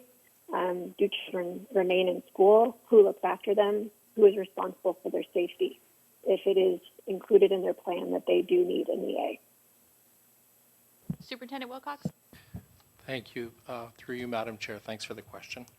Our principals and vice principals right now are working very hard to make sure their schools are up and running. I'm not going to dispute that we're facing real challenges in terms of ESS staffing right now. That is very true. It's very difficult to hire. HR is doing a tremendous job trying to bring more and more staff in, and we are working with St. Clair College to get more of their students to come onto our TSS list, our temporary support list, so that they have some hands-on learning while they're in school. We're also working on a promotional project with St. Clair around highlighting those programs so that we can attract more people to them. In terms of what we do with parents, we don't always inform parents. What principals and vice principals do in their buildings is they realign staff depending on who is there that day. We don't, oftentimes we are able to work through and have a plan to support students. We have also given the message out to our principals that if they feel there's an unsafe situation in the school, to contact their area superintendent So we are monitoring it to the best of our ability. Of course, this is a situation that's not isolated with Greater Essex. It's something that's happening across the province. But so far, I think we're doing a tremendous job at servicing the needs of our kids with what's going on in the environment right now. Supplemental, Trustee Olmsted? I don't really have one. I do, commend everyone for trying their best. I know this is unprecedented times, and I hate hearing those words, but it is true. But I just was wondering what happens. I do know several students who do have, very strict behavioral plans in place who require EAs. So I just was wondering if, that is a safety issue for not only themselves, but perhaps other staff and students. And when I received these calls, I was just wondering what happens to those students. Do they miss days of school if, unfortunately, their support staff aren't there, or is there a plan in place, like a contingency plan in place? I know we're stretched thin, but this does affect so many students.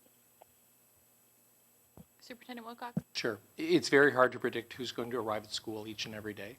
Our principals and vice principals do have plans in place to support students when certain staff are not there.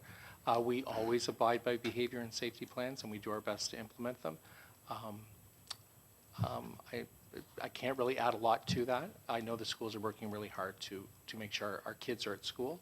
And certainly, I would want to know if someone was being told they couldn't come to school because there was lack of support staff. Such a huge concern. Thank you. Thank you very much. Any other? Trustee Cook. Thank you. I'm sorry. Oh, okay. So, and I hear what you're saying, Superintendent Wilcox. But I think really what we're missing here is the real problem is that we're not competitive. And I don't know how we're going to get out of that problem. And that's what worries me, is that we can really try. And I know Superintendent Houston is really trying to hire. But when you're not competitive, and there's all different kinds of places to go to in the city, what do? My concern is the safety, obviously the safety of our students, but the safety of staff too.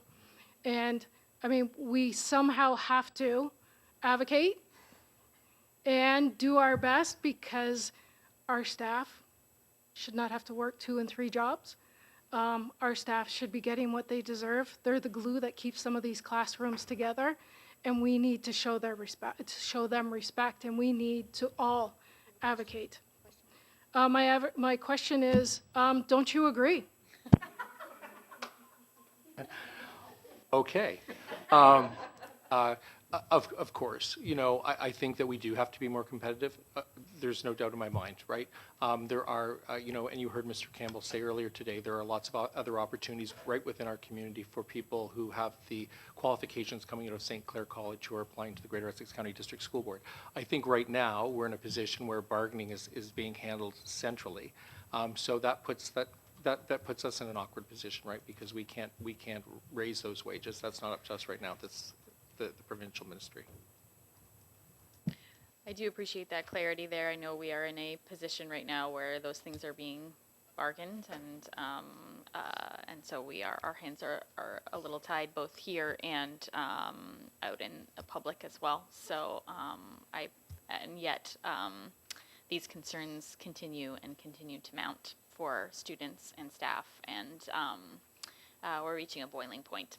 And I'm hoping that the ministry sees it. I know that OPSPA sees it when we sit at the table, and I think boards see it as well when they sit at the table. So I'm hopeful that there are real discussions happening around those tables about the real impacts.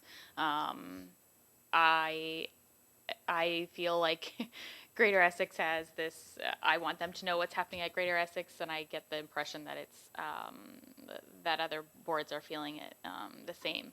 I just have a tighter heart around what's happening here. So, Trustee Leclerc. Just so you know, student trustee Hawkins said that her question was asked by trustee Cook. So I'm jumping ahead of her now. On that comment about remuneration for our ed workers and that we're bound by central bargaining, and I'm just asking this because I don't know the answer, are we bound in the entire package in such that could we be more creative and say have retention bonuses and those types of things, or is that something that's out of the question because all dollars are negotiated centrally? I'm just curious.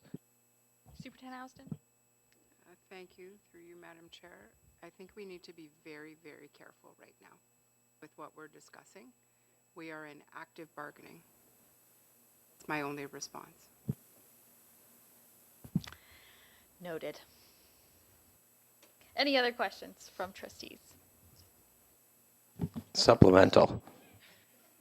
That's not an answer that I wanted to hear. It's a theoretical question. It's a theoretical question that can have a theoretical answer.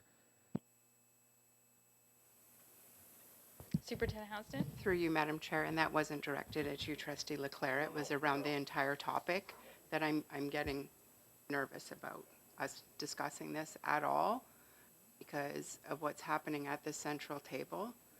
And I respect hypothetical, but I don't want anything ever being quoted of what I've said, taken out of context in minutes or in anything, and my name attached to it when we are in active bargaining or potential bad faith bargaining. So if the director would like to comment, I would defer to that. I concur. I understand where you're trying to go with this, but I think I take the superintendent's point that we are wading into a thing here that I understand. You can be. Nope, we've already asked trustee questions from all trustees, but thank you. I appreciate that. Is this a notice of motion? Okay, go ahead.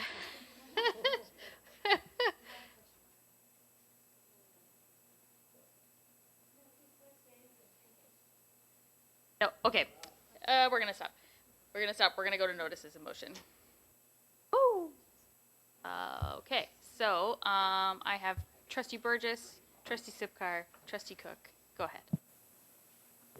Thanks, Madam Chair. At the next meeting, I will put forward the motion recommendation that the GM, General Manager or Designate of WESTS, the Windsor-Essex Student Transportation Services, present to the GECDSB for the purpose of understanding our transportation consortia, its policy development process, and its operations.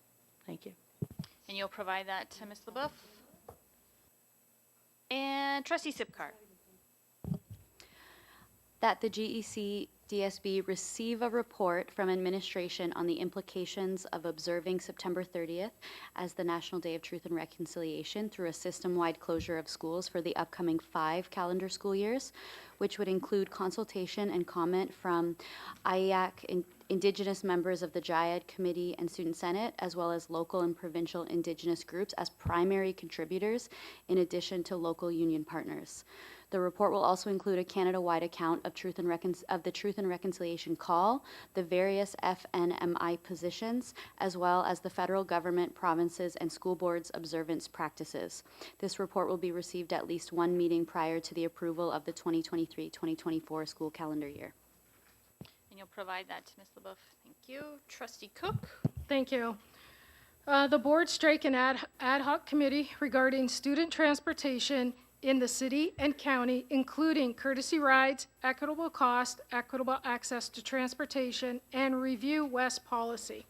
Trustees will share transportation struggles and ideas regarding changes needed to meet the needs of all students. Ad hoc committee will report back to the Greater Essex County District School Board in January of 2023. Members would include superintendents from each board, 2 trustees from each board, Transit Windsor, and, or I should say representation from Transit Windsor and West. Thank you. And you'll provide that to Ms. LaBeouf? I will. Thank you. Trustee Halberstadt. Thank you. I'm going to move at the next meeting that parent guardians not be excluded from the gender identity and expression records regulations. Sorry. and you'll give that to Madame Leboeuf? Awesome. Gonna be a busy meeting, y'all. On that note, any announcements? I think Trustee Olmsted has one. I'm gonna let her go first, and then Student Trustee Hawkins. Go ahead, Trustee Olmsted. Thank you, through you, Madam Chair. It's an announcement from one of our SEAC community members. October is ADHD Awareness Month. ADHD Windsor is hosting a virtual workshop on Friday, October 21st from 9:30 a.m. until 1 p.m. You can join them to learn about ADHD and literacy and how best to support your child's literacy. You do have to register prior to the event, so you can register at www.adhdwindsor.org/register. Thank you. Thank you very much. Student Trustee Hawkins. I have two this evening. The first one is that October 31st is the opening of the expression of interest for the position of student trustee for the 2023-2024 school year. So keep an eye out for that. And if you know any students who are in grade 10 or 11 who would be interested, please let them know. And the second one is Trustee Burgess kind of stole this one from me earlier, but today is Early Childhood Educator Appreciation Day, and I think it's important now more than ever to recognize and acknowledge and appreciate the incredible impact that ECEs have on our students' learning and growth, and particularly my mom is here, and she is an incredible example of an ECE. So thank you. That's wonderful. Yeah, let's do that. That's great. Go, Mom. I like it. Trustee Sipkar. Thank you, Chairperson Higgison. I wanted to remind everybody that it is the James L. Dunn opening celebration this upcoming Thursday at the school at 6 p.m. I know that RSVPs are required, so I don't want to scare our administration who are afraid of overwhelming the building, but it is, we do have a great program with community members speaking, particularly the ancestors of James L. Dunn, as well as our local member of parliament, and then I believe some student entertainment as well. So I'm really looking forward to attending and hope to see you there. Wonderful. And we are adjourned. Thanks, everybody.